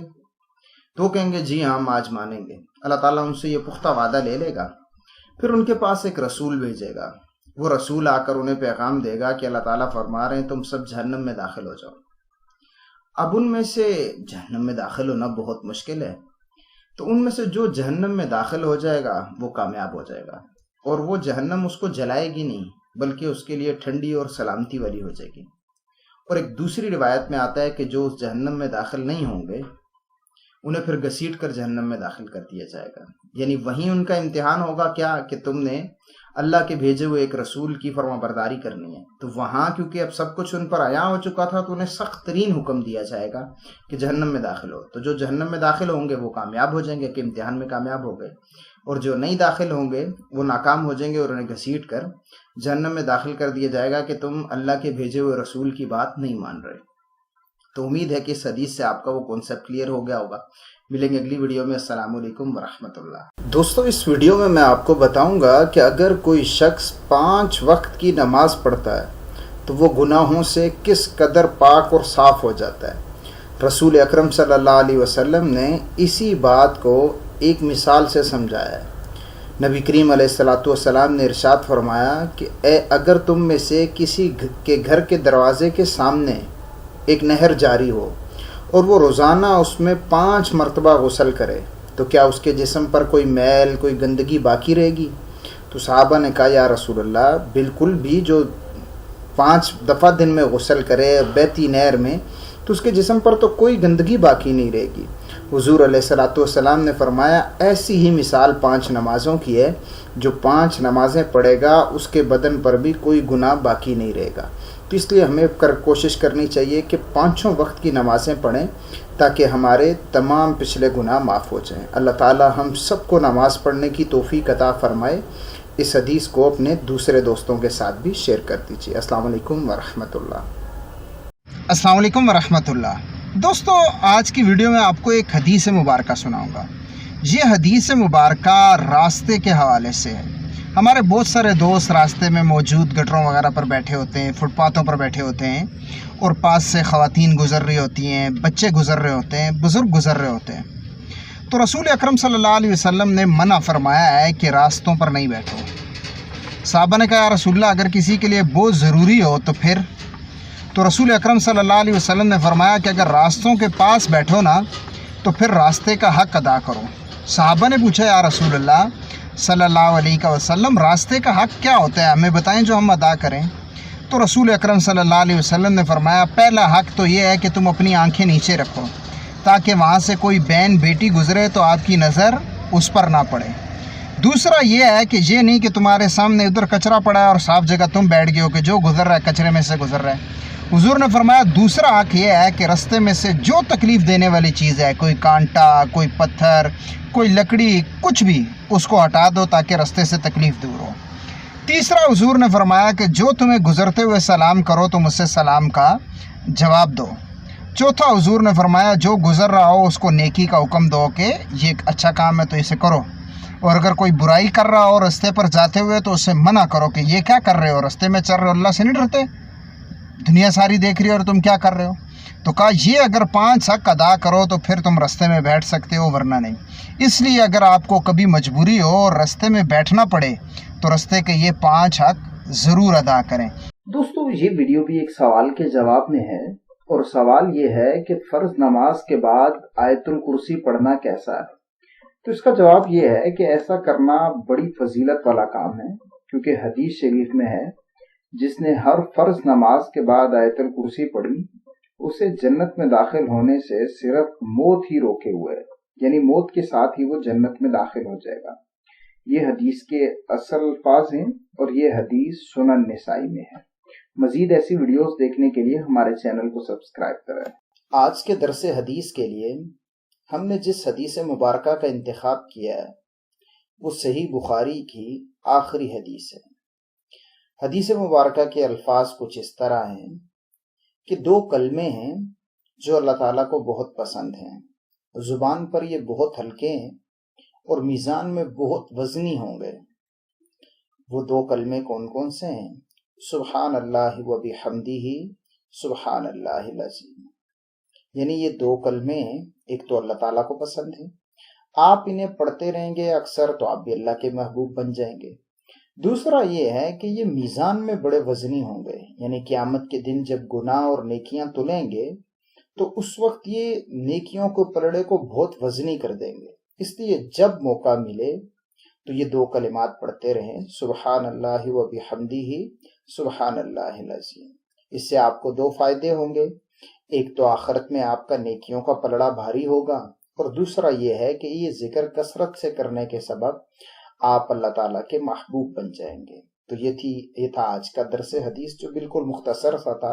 انشاءاللہ ملیں گے ایک نئے درس کے ساتھ یا ایک نئی ویڈیو کے ساتھ۔ دوستو، ہم میں سے کوئی شخص بھی نہیں چاہتا کہ اس پر تکلیفیں آئیں، بیماریاں اور مصیبتیں آئیں، لیکن یہ نظام قدرت ہے، تکلیفیں بھی آتی ہیں، پریشانیاں بھی آتی ہیں اور بیماریاں بھی آتی ہیں۔ ان میں ہمیں صبر کرنا چاہیے۔ کیوں صبر کرنا چاہیے؟ کیونکہ اس صبر کی وجہ سے ہمیں اجر و ثواب ملتا ہے اور ہمارے گناہ معاف ہوتے ہیں۔ صحیح مسلم میں ایک حدیث ہے، نبی کریم صلی اللہ علیہ وسلم نے فرمایا کہ مومن کو ایک کانٹا بھی چبھتا ہے یا اس سے بڑی کوئی مصیبت آتی ہے تو اس کی وجہ سے اس کے گناہ معاف ہوتے ہیں اور اس کے درجات بلند ہوتے ہیں۔ اس لیے کوئی بھی مصیبت، کوئی بھی پریشانی یا کوئی بھی بیماری آئے تو اس میں صبر کریں، اس کی وجہ سے آپ کے درجات بلند ہوں گے اور آپ کے گناہ معاف ہوں گے۔ اللہ تعالیٰ ہم سب کو اس پر عمل کرنے کی توفیق عطا فرمائے۔ ملیں گے اگلی ویڈیو میں۔ السلام علیکم ورحمۃ اللہ۔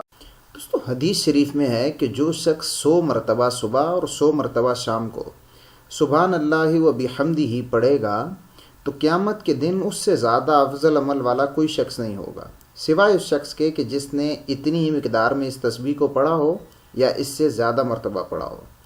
اور اس کی ایک فضیلت یہ بھی ہے کہ رسول اکرم صلی اللہ علیہ وسلم نے فرمایا کہ جو شخص ایک دن میں 100 مرتبہ سبحان اللہ و بحمدہ پڑھے گا تو اس کے تمام گناہ بخش دیے جائیں گے، اگرچہ وہ سمندر کے جھاگ کے برابر ہوں۔ تو اس وجہ سے آپ کوشش کریں کہ اس تسبیح کو 100 مرتبہ کم از کم دن میں پڑھیں، اور اگر ممکن ہو تو صبح بھی 100 بار اور شام کو بھی 100 بار، تاکہ آپ کو دونوں طرح کی فضیلتیں مل جائیں۔ اور ایک حدیث میں آتا ہے کہ اللہ تعالیٰ کو یہ بہت تسبیح پسند ہے۔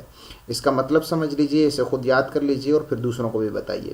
سبحان اللہ و بحمدہ کا مطلب ہے کہ میں اللہ تعالیٰ کی تعریف کرتا ہوں اور اس کی پاکی کو بیان کرتا ہوں۔ آپ سب جانتے ہیں کہ آخرت میں جس کی نیکیاں زیادہ ہوں گی وہ کامیاب ہو جائے گا اور جس کے گناہ زیادہ ہوں گے وہ ناکام ہو جائے گا۔ آج آپ یہ حدیث سنیں، آپ کا یہ مسئلہ حل ہو جائے گا۔ اگر آپ نے میری بتائی ہوئی حدیث پر عمل کر لیا اور جو طریقہ میں بتاؤں اس پر عمل کر لیا تو انشاءاللہ اللہ کی رحمت سے امید ہے کہ آخرت میں آپ کامیاب ہو جائیں گے اور آپ کی نیکیاں زیادہ ہو جائیں گے۔ اب چلو حدیث مبارکہ سنتے ہیں اور پھر اس پر میں تبصرہ کرتا ہوں۔ رسول اکرم صلی اللہ علیہ وسلم نے فرمایا کہ قرآن کریم کا جو ایک حرف پڑھتا ہے اس کو 10 نیکیاں ملتی ہیں۔ اور آپ کو پتہ ہے کہ سورہ اخلاص جو تقریباً ہم میں سے ہر ایک کو آتی ہے، اس کے اندر 60 حروف ہیں۔ اگر شد والے حروف کو 2 شمار کیا جائے اور شد والے حروف 2 ہی ہوتے ہیں تو 60 حروف ہیں۔ اگر آپ اسے ایک بار پڑھیں گے تو 600 نیکیاں ملیں گی، اور اگر 10 بار پڑھیں گے تو 6000 نیکیاں ملیں گی۔ روزانہ اگر آپ صرف 10 بار سورہ اخلاص پڑھ لیں صبح اور شام کو تو یہ آپ کی 12000 نیکیاں بنتی ہیں ایک دن کی، اور دن میں آپ 12000 گناہ نہیں کرتے ہوں گے۔ اگر آپ روزانہ کی یہ روٹین بنا لیں تو انشاءاللہ قیامت کے دن جب تولا جائے گا تو آپ کی نیکیاں زیادہ ہوں گی۔ روز اس پر عمل کریں اور اپنے دوسرے دوستوں کو بھی ترغیب دلائیں، اور میری دوسری حدیث کی ویڈیوز سننے کے لیے پلے لسٹ ملاحظہ کریں جس میں ہے آج کی حدیث یا درس حدیث کے نام سے پلے لسٹ ہے، وہ پوری دیکھیں۔ اس میں میں نے بہت ساری حدیثیں اور بہت یونیک حدیثیں بیان کی ہیں۔ السلام علیکم ورحمۃ اللہ۔ دوستو، اس ویڈیو میں آپ کو تلاوت قرآن کی فضیلت پر چند احادیث مبارکہ سناؤں گا۔ یہ احادیث مبارکہ سن کر انشاءاللہ آپ کو یہ جی چاہے گا کہ آپ بھی قرآن کریم کی تلاوت کریں اور کثرت کے ساتھ کریں۔ ان احادیث مبارکہ کو سن کے آپ انہیں یاد کریں اور پھر اپنے دوستوں کو بھی ان میں سے جو حدیث مبارکہ آپ کو مناسب لگے آپ وہ سنائیں، تاکہ وہ بھی قرآن کریم کی تلاوت کر سکیں۔ جب آپ ایسا کریں گے تو آپ کو بھی ثواب ملے گا جتنا زیادہ وہ قرآن کریم پڑھیں گے۔ ان حدیث مبارکہ سے آپ کو یہ پتہ چلے گا، ایک تو قرآن کریم کی فضیلت کیا ہے، دوسرا جو قرآن کریم کی تلاوت کرتا ہے اس کو قیامت کے دن کیا مقام و مرتبہ ملے گا۔ جس گھر میں قرآن کریم کی تلاوت ہوتی ہے اس گھر کی اللہ کے نزدیک کیا فضیلت ہے۔ پھر اسی طریقے سے جب کوئی بندہ قرآن کریم ختم کرتا ہے تو اس کو کیا کیا فائدے ہوتے ہیں۔ پھر اسی طریقے سے جو لوگ قرآن سے محبت کرتے ہیں اور قرآن کی کثرت سے تلاوت کرتے ہیں، ان کا مقام و مرتبہ اللہ کے نزدیک کیا ہے، یہ آپ کو آخری حدیث میں پتہ چلے گا۔ تو چلیں پہلی حدیث کی طرف چلتے ہیں۔ عموماً لوگوں کا ذہن یہ ہوتا ہے کہ یار ہم کوئی دوسرا ذکر کر لیتے ہیں، کوئی دوسری تسبیح پڑھ لیتے ہیں، یا کچھ اور کتاب وغیرہ پڑھ لیتے ہیں۔ تو دیکھیں جو اللہ کا کلام ہے نا، اس سے بڑھ کر کوئی دوسری کتاب ہو نہیں سکتی، کوئی دوسرا کلام ہو نہیں سکتا۔ حدیث شریف میں آتا ہے قرآن کریم کی فضیلت تمام کلاموں پر ایسی ہے جیسی اللہ تعالیٰ کی فضیلت، رحمان کی فضیلت ہے تمام مخلوقات پر۔ یعنی کسی بھی مخلوق کا اللہ تعالیٰ کے ساتھ کوئی موازنہ ہو سکتا ہے یا فضیلت میں برابری ہو سکتی ہے؟ ہرگز نہیں۔ مطلب کروڑ درجے، بلکہ اس سے بھی زیادہ لامتنا ہی درجے ہیں جو ایک مخلوق اور اللہ تعالیٰ کے درمیان ہوتے ہیں۔ تو اسی طریقے سے کتاب اللہ اور اللہ کا کلام جو ہے، اس کے مقابلے میں کوئی بھی کلام نہیں ہے۔ تو اس وجہ سے اس کا ہمیں اسی کو ترجیح دینی چاہیے اور زیادہ سے زیادہ اس کی تلاوت کرنی چاہیے۔ کچھ لوگ یہ سمجھیں گے کہ یار ہم قرآن کریم کی تلاوت کرتے رہیں گے تو شاید ہمیں باقی عبادات کے مقابلے میں کم ثواب ملے گا یا کم عبادت گزار لکھا جائے گا، تو ایسا نہیں ہے۔ حدیث شریف میں دیکھیں، حدیث شریف میں ہے لوگوں میں سب سے زیادہ عبادت گزار وہ شخص ہے جو سب سے زیادہ قرآن کریم کی تلاوت کرتا ہے۔ یعنی کہ یہ کوئی کم درجے کی فضیلت نہیں ہے۔ آپ اگر سب سے زیادہ عبادت گزار بننا چاہتے ہیں تو سب سے زیادہ قرآن کی تلاوت کریں۔ آپ جتنی قرآن کی تلاوت کریں گے اتنی اللہ کے نزدیک عبادت گزار لکھے جائیں گے۔ پھر اس کے بعد دیکھیں کہ جو قرآن کریم کی تلاوت کرتا ہے اس کے متعلق رسول اکرم صلی اللہ علیہ وسلم فرما رہے ہیں کہ وہ قابل رشک ہے۔ حدیث میں آتا ہے کہ رشک دو ہی لوگوں پر جائز ہے۔ پہلا وہ شخص جس کو اللہ تعالیٰ نے قرآن کریم کی نعمت عطا کی ہو اور وہ اس کی صبح شام تلاوت کرتا ہو، اور دوسرا وہ شخص جس کو اللہ تعالیٰ نے مال دیا ہو اور وہ صبح شام اسے اللہ کی راہ میں خرچ کرتا ہو۔ اس کے بعد دیکھیں حدیث مبارکہ میں اس گھر کی کیا فضیلت بتائی جا رہی ہے جس گھر کے اندر قرآن کریم کی تلاوت کی جاتی ہے۔ حدیث شریف میں ہے وہ گھر جس میں قرآن کریم پڑھا جاتا ہے وہ آسمان والوں کے لیے ایسا چمکتا ہے اور ایسا روشن انہیں دکھائی دیتا ہے جیسے ہمیں زمین سے ستارے دکھائی دیتے ہیں۔ تو اگر آپ چاہتے ہیں کہ آپ کا گھر آسمان والوں کے نزدیک روشن اور چمکدار ہو تو اپنے گھر میں قرآن کریم کی تلاوت کریں، صبح کے وقت تلاوت کریں، شام کے وقت تلاوت کریں، اپنے بچوں کو اس کام پہ لگائیں، تو آسمان والوں کے نزدیک وہ گھر چمکتا اور روشن ہوگا۔ تو یقیناً اس پر اللہ کی رحمتیں اور برکتیں نازل ہوں گی۔ فرشتے گواہی دیں گے کہ یا اللہ وہ مکان چمک رہا ہے، تو اللہ تعالیٰ انہیں بتائیں گے کہ اس گھر میں قرآن کریم کی تلاوت ہو رہی ہے، میرے کلام کی تلاوت ہو رہی ہے، اس وجہ سے میں نے اسے روشن کر دیا ہے۔ تو ہو سکتا ہے دنیا والوں کے نزدیک آپ کی کوئی حیثیت نہ ہو، آپ بہت غریب ہوں، مسکین فقیر ہوں، لیکن آسمان والوں کے نزدیک آپ بڑے معزز اور بڑے محترم بن سکتے ہیں اگر آپ اپنے گھر میں قرآن کریم کی تلاوت کریں گے۔ تو اس لیے ضرور اپنے گھر میں قرآن کریم کی تلاوت کریں۔ اچھا، اس کے بعد ایک اور چیز دیکھیں، آپ کسی مالدار آدمی کے گھر جائیں اور وہ مالدار بھی ہو اور سخی بھی ہو، آپ اس کے گھر جائیں، گھنٹہ ایک اس سے گپ شپ کریں، پھر وہ کہے کہ بس آپ کھانا کھا لیں، وہ اپنے دسترخوان ملازم سے کہے کہ دسترخوان پر کھانا لگا دو، وہ پورا کھانا لگا دے، اور آپ جب وہ کھانا لگا چکے تو آپ کہیں نہیں آج میں جا رہا ہوں، پھر کبھی صحیح، تو اس کو بڑا برا لگے گا کہ یار اس نے میرے دسترخوان سے کچھ نہیں کھایا۔ پھر دوسری دفعہ وہ آپ کو ملاقات کے لیے بلائیں، پھر اس طرح آپ ان سے گپ شپ لگائیں، دسترخوان پر کھانا لگ جائے اور پھر آپ کھانا نہیں کھائیں۔ تیسری دفعہ ایسے ہی ہو کہ پھر کھانا لگ جائے اور آپ کھانے میں سے کچھ بھی نہیں کھائیں، تو اسے بڑا برا لگے گا، ہو سکتا ہے وہ آپ سے ناراض ہو جائے کہ یار یہ میرے دسترخوان سے کچھ نہیں کھاتا۔ تو اب ایک حدیث مبارکہ کو سنیں۔ حدیث شریف میں آتا ہے ہر میزبان اپنا دسترخوان پیش کرنا پسند کرتا ہے، اور اللہ کا دسترخوان قرآن ہے، اس لیے اس کو مت چھوڑو۔ یعنی جس طرح ایک مثال سے میں نے آپ کو سمجھایا بلا تمثیل کہ ایک مالدار اور سخی آدمی اس کے دسترخوان سے اگر کوئی نہیں کھائے تو اسے برا لگتا ہے، تو اللہ تعالیٰ کا اپنا دسترخوان قرآن کریم ہے، تو اللہ تعالیٰ چاہتا ہے کہ لوگ اس کو پڑھیں، اس کی تلاوت کریں، اس پر غور و خوض کریں اور اس سے چیزیں لیں۔ اور اگر آپ نہیں لیں گے اور کئی بار اللہ تعالیٰ آپ کے دل میں خیال ڈالے گا اور پھر بھی نہیں لیں گے تو پھر اللہ تعالیٰ آپ سے ناراض ہوگا۔ تو اللہ کی ناراضگی سے بچنے کے لیے قرآن کریم کی تلاوت کریں، اس کے ترجمے پر غور کریں، اس کی تفسیر پر غور کریں، تاکہ آپ کو فوائد حاصل ہوں۔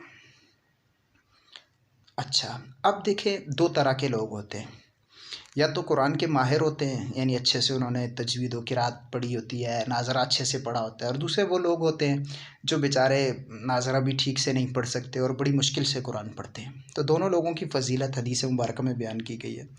رسول اکرم صلی اللہ علیہ وسلم نے فرمایا جو قرآن کریم کا ماہر ہے وہ قیامت کے دن عزت دار فرشتوں کے ساتھ ہوگا، اور جو قرآن کریم کا ماہر نہیں ہے، اٹک اٹک کر پڑھتا ہے، اسے بڑی مشقت اٹھانی پڑتی ہے اور پھر بھی قرآن کریم پڑھتا ہے، تو اسے اللہ تعالیٰ 2 اجر دیتا ہے قرآن کریم پڑھنے کا، یعنی باقیوں کو اگر ایک حرف پر 10 نیکیاں ملتی ہیں تو اس کو اللہ تعالیٰ 20 عطا فرمائیں گے، کیونکہ یہ قرآن پڑھنے میں مشقت اٹھا رہا ہے۔ اچھا، اس کے بعد اگلی حدیث دیکھیں۔ اب ختم قرآن کے حوالے سے چند حدیثیں اور پھر اس کے بعد وہ آخری حدیث جو ان میں سب سے اہم ہے۔ ختم قرآن کے حوالے سے ایک حدیث سنیں۔ حدیث شریف میں ہے کہ جب بندہ قرآن کریم ختم کرتا ہے تو اس موقع پر 60,000 فرشتے اس کے لیے دعائے رحمت کرتے ہیں۔ کتنے فرشتے؟ 60,000 فرشتے۔ فرشتے معصوم ہوتے ہیں، کبھی گناہ نہیں کرتے، اللہ کی نافرمانی نہیں کرتے، تو ان کی دعا کتنی جلدی قبول ہوتی ہوگی۔ اور 60,000، ایک فرشتہ بھی ہمارے لیے دعا کرے تو وہ بہت بڑی بات ہے، لیکن 60,000 فرشتے دعا کریں گے جب ہم قرآن کریم کو ختم کریں گے۔ تو اس لیے آپ ڈیلی قرآن کریم کی تلاوت کریں تاکہ آپ بھی قرآن کریم ختم کریں اور 60,000 فرشتے آپ کے لیے دعا کریں۔ اچھا، اور یہ فرشتے کب سے کب تک دعا کرتے ہیں؟ دوسری حدیث شریف میں ہے کہ جو شخص صبح کے وقت قرآن کریم ختم کرتا ہے تو شام تک اس کے لیے فرشتے دعائیں کرتے رہتے ہیں، اور جو شام کو قرآن کریم ختم کرتا ہے تو صبح تک اس کے لیے فرشتے دعائیں کرتے رہتے ہیں۔ اگر آپ چاہتے ہیں کہ فرشتے آپ کے لیے دعائیں کریں اور یوں صبح سے لے کر شام تک یا شام سے لے کر صبح تک کریں، تو پھر قرآن کریم کی تلاوت آج سے ہی شروع کر دیں تاکہ آپ کو بھی یہ موقع میسر آئے کہ جب آپ کا ختم قرآن ہو تو فرشتے آپ کے لیے دعائیں کر رہے ہوں۔ پھر ایک اور چیز دیکھیں، فرشتوں کی دعاؤں کے علاوہ بھی ایک فائدہ ہے کہ جب کوئی بندہ قرآن کریم ختم کرتا ہے، حدیث شریف میں آتا ہے، تو اس کی ایک دعا قبول ہوتی ہے۔ تو کوئی ایک خاص دعا، جیسے مثال ہے آپ حج کرنا چاہتے ہیں، عمرہ کرنا چاہتے ہیں، یا اور کوئی ایسا بڑا کام کرنا چاہتے ہیں، تو اس کو ذہن میں رکھیں اور قرآن کریم کی تلاوت کرتے جائیں اور قرآن کریم ختم کریں۔ جس دن قرآن کریم ختم ہو تو پھر دعا کریں کہ یا اللہ مجھے حج کی سعادت نصیب فرما، عمرے کی سعادت نصیب فرما، مدینہ شریف کی زیارت نصیب فرما، یا اور کوئی بھی جو آپ کے دل میں نیک خواہش ہے اس دعا کو کریں، تو انشاءاللہ ختم قرآن کے بعد آپ کی وہ دعا قبول ہوگی۔ اب وہ خاص حدیث جو میں بتا رہا تھا کہ سب سے آخر میں آپ کو سناؤں گا، وہ یہ ہے کہ حدیث شریف میں آتا ہے کچھ لوگ اللہ کے گھر والے ہیں، یعنی کچھ لوگ اللہ کے گھر والے ہیں اور یہ اہل اللہ ہیں اور اللہ کے بڑے خاص بندے ہیں۔ اب میں نے یہ حدیث پڑھی تو مجھے بڑا شوق ہوا کہ یار یہ کون لوگ ہیں کہ جن کے لیے متعلق کہا جا رہا ہے کہ یہ اللہ کے گھر والے ہیں اور اہل اللہ ہیں اور اللہ کے خاص بندے ہیں۔ تو پھر دوسری حدیث پڑھی تو دوسری حدیث میں یہ تھا کہ جو اہل قرآن ہیں، قرآن سے تعلق رکھنے والے ہیں، قرآن والے ہیں، وہی اہل اللہ ہیں۔ تو مجھے بڑی خوشی ہوئی اور میرے دل میں یہ خواہش پیدا ہوئی کہ اللہ تعالیٰ ہمیں بھی قرآن سے محبت کرنے والا، قرآن والا بنا دے تاکہ ہم بھی اللہ تعالیٰ کے خاص بندوں میں شامل ہو جائیں اور اس اہل اللہ میں شامل ہو جائیں۔ عام لوگوں کے کام کی ہوں، کیونکہ ہمیں اکثر سننے والے وہ عام لوگ ہی ہیں یا دینی طالب علم ہیں، تو ان کے حساب سے ہی 20 حدیثیں سلیکٹ کی ہیں، یا بلکہ یوں کہیں ایک عام مسلمان کے حساب سے 20 حدیثیں سلیکٹ کی ہیں۔ اچھا، پہلی حدیث یہ ہے، رسول اکرم صلی اللہ علیہ وسلم نے فرمایا جو 3 چیزوں سے بری ہو، 3 چیزیں نہ لے کر آئے تو وہ جنت میں جائے گا۔ پہلی چیز تکبر، دوسری خیانت اور تیسری قرض۔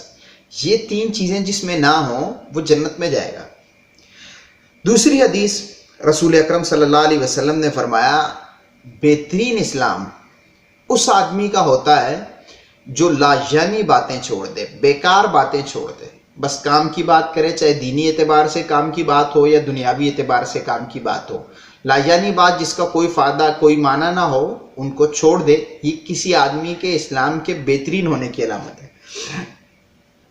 تیسری حدیث نبی کریم صلی اللہ علیہ وسلم نے فرمایا 3 چیزیں ہر مسلمان پر لازم ہیں۔ ایک، مسلمان مریض کی عیادت کرنا، اس کے نماز جنازہ میں شرکت کرنا، اور جب وہ چھینکے تو اس کی چھینک کے جواب دینا۔ चौथी हदीस, एक सहाबी ने पूछा, या रसूल अल्लाह सल्लल्लाहु अलैहि वसल्लम, मुझे अल्लाह के गुस्से से क्या चीज़ बता सकती है? रसूल अकरम सल्लल्लाहु अलैहि वसल्लम ने फरमाया, तुम खुद गुस्सा करना छोड़ दो। तुम नहीं गुस्सा करोगे तो अल्लाह भी तुम पर गुस्सा नहीं करेगा। हम क्या करते हैं, हम तो लोगों पर गुस्सा करते हैं और ये उम्मीद रखते हैं कि अल्लाह ताला हम पर गुस्सा नहीं करे। अच्छा, 5वीं हदीस, नबी करीम सल्लल्लाहु अलैहि वसल्लम ने फरमाया, जिस कौम में गुनाहों का चलन हो और कुछ लोग उसे ख़त्म करने पर कादिर भी हों और अगर वो फिर भी ख़त्म करने की कोशिश ना करें तो अल्लाह ताला मरने से पहले ऐसे लोगों को अजाब ज़रूर देगा। 6 नंबर पर हदीस है, जब अल्लाह ताला किसी बंदे से भलाई का इरादा करता है तो उससे अमल करवाता है। सहाबा कराम ने पूछा, या रसूल अल्लाह सल्लल्लाहु अलैहि वसल्लम, अल्लाह ताला कैसे अमल करवाता है? कहा, उसे मरने से पहले नेक अमाल की तौफीक दे देता है। 7वें नंबर पर हदीस है जो हमने आपके लिए मुंतखब की कि अल्लाह ताला रुखसत पर अमल करने को भी पसंद फरमाता है जैसे अजीमत पर अमल करने को पसंद फरमाता है। यानी दो होते हैं, या तो आप बिल्कुल निचला दर्जा ले लें या फुल ऊपर का दर्जा ले लें। तो अक्सर लोग रुखसत पर अमल करते हैं, इस दर्जे पर अमल नहीं करते, इसको अजीमत कहते हैं। अब देखें, जो इस पर अमल करते हैं वो हमेशा इसी पर करें और बाज़ औक़ात इतनी मुश्किल होती है और फिर भी इसी पर अमल करते हैं और वो इस पर अमल करना समझते हैं कि शायद अल्लाह ताला इसको बिल्कुल ही सिरे से पसंद नहीं करता। तो इस हदीस से पता चला कि जैसे अल्लाह ताला अजीमत पर अमल करने को पसंद करता है वैसे ही रुखसत पर अमल करने को भी पसंद करता है। लेकिन ये ज़हन में रखें कि मकाम और मर्तबा अजीमत वालों का ही ज़्यादा है, जो हमेशा या अक्सर औकात में अजीमत पर अमल करते हैं। ये निचले दर्जे के लोग हैं। लेकिन ये बिल्कुल ऐसा नहीं कि अल्लाह बिल्कुल ही इसकी इजाज़त ना देता हो, इसकी इजाज़त है। यानी आप ये भी लें और ये भी लें और दरमियानी सतह पर लें। जब दीन को इसकी ज़्यादा ज़रूरत है तो इस पर लें, और जब देख रहे हैं कि यार अब मेरी सेहत वैसी नहीं रही या मेरा माहौल ऐसा नहीं रहा तो फिर आप रुखसत पर भी अमल कर सकते हैं। अच्छा, तो ये थी हमारी 7वीं हदीस। अब 8वीं हदीस ये है कि वो हदीस कुदसी है।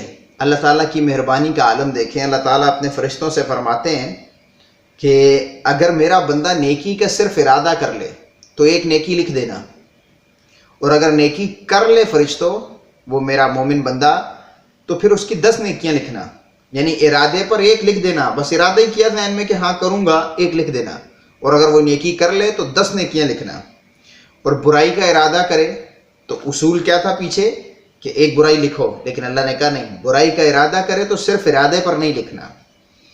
कहा अब फिर आगे अल्लाह की रहमत देखें और कहा अगर बुराई का जो इरादा किया था ना वो बुराई ना करे तो फिर भी एक नेकी लिख देना। कितना मेहरबान है हमारा रब।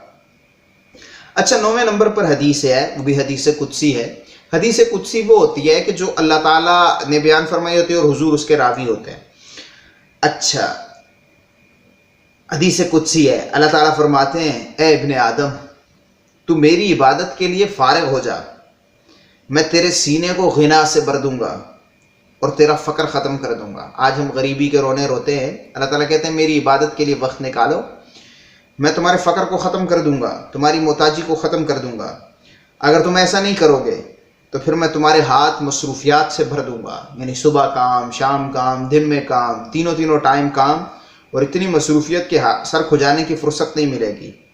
कहा इसके बाद भी तुम्हारा फ़क्र नहीं ख़त्म करूँगा, यानी फिर भी तुम्हारी ज़रूरतें जो हैं या जितनी तुम्हें तलब है वो तुम्हें नहीं मिल सकेगा और तुम ज़्यादा परेशान होगे। तो इसलिए इबादत के लिए वक्त निकालें तो आपकी परेशानियाँ बहुत सारी दूर हो जाएंगी, आपकी ज़रूरतें खुद ही पूरे होना शुरू हो जाएंगी। अच्छा, इसके बाद 10वीं हदीस जो आपके लिए सिलेक्ट की है वो ये है, ये भी हदीस कुदसी है। अल्लाह ताला ने इरशाद फरमाया, जिसने कोई अमल किया और उसमें मेरे अलावा किसी और को शरीक किया, यानी किसी और की रज़ा के लिए किया, किसी और की पसंदीदगी के लिए अमल किया, तो अल्लाह ताला ने फरमाया मैं उस अमल से बेजार हूँ। और एक दूसरी हदीस की किताब में आता है कि अल्लाह ताला फिर क़यामत में उन्हें कहेंगे उन्हीं से अजर ले लो जिनके लिए किया था। अच्छा, 11वीं हदीस है, बड़ी सख्त है, ये बतौर ख़ास मजहबी तबके के लिए है। रसूल अकरम सल्लल्लाहु अलैहि वसल्लम ने फरमाया, जो आखरत का अमल दुनिया के लिए करेगा उसे आखरत में कुछ नहीं मिलेगा। हमारी बदकिस्मती कि आज हम मज़हब को टोटली दुनिया के लिए इस्तेमाल कर रहे हैं, तो हमें दुनिया में तो शायद उसका बदला मिल जाएगा लेकिन आखरत में कुछ नहीं मिलेगा। تو اس وجہ سے ہمیں ہر وقت اپنے دل کی کیفیت پر نظر رکھنی چاہیے کہ ہم یہ دینی کام کر رہے ہیں کس لیے کر رہے ہیں، فقط اس دنیاوی فائدے کے لیے کر رہے ہیں یا اس کے پیچھے کوئی ہمارا دینی جذبہ بھی کار فرما ہے۔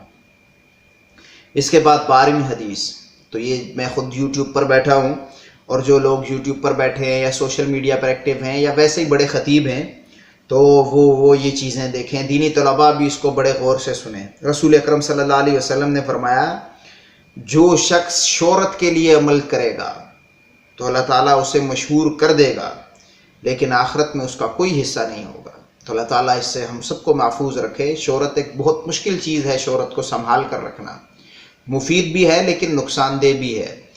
تو صرف شہرت کے لیے نہ کریں، آپ اللہ کی رضا کے لیے کریں، پھر اللہ آپ کو مشہور کر دے یا گمنام رکھے، جیسے بھی رکھے بہتر ہے۔ حدیث میں آتا ہے بہترین آدمی وہی ہے جس کی طرف انگلیوں سے اشارے نہ کیے جائے کہ یہ کوئی خاص آدمی ہوتا ہے نا تو بتاتے ہیں یہ وہ جا رہا ہے، تو ایسا نہ ہونا یہ زیادہ مفید ہوتا ہے۔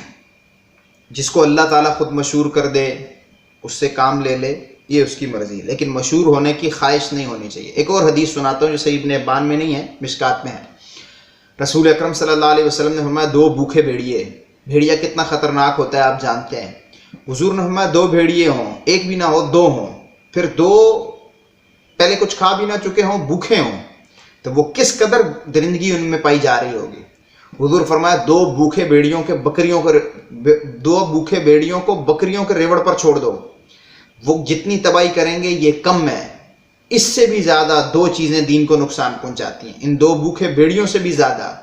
حضور نے فرمایا ایک مال کی خواہش اور ایک مشہور ہونے کی خواہش، یہ دین تباہ کر کے رکھ دیتی ہیں، اور بالکل 100% ہم نے ایسا ہوتے دیکھا ہے۔ لوگ پیسے کی وجہ سے اور شہرت کی وجہ سے کیا کر جاتے ہیں۔ اللہ تعالیٰ ہم سب کو محفوظ رکھے۔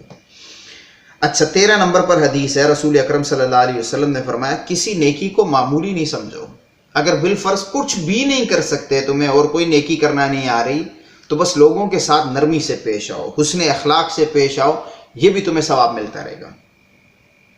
14 نمبر پہ حدیث ہے، رسول اکرم صلی اللہ علیہ وسلم سے سوال کیا گیا، یا رسول اللہ صلی اللہ علیہ وسلم کون سی چیزیں زیادہ جنت میں لے کر جائیں گی، یعنی کس کی وجہ سے، کون سے اعمال کی وجہ سے لوگ زیادہ جنت میں داخل ہوں گے؟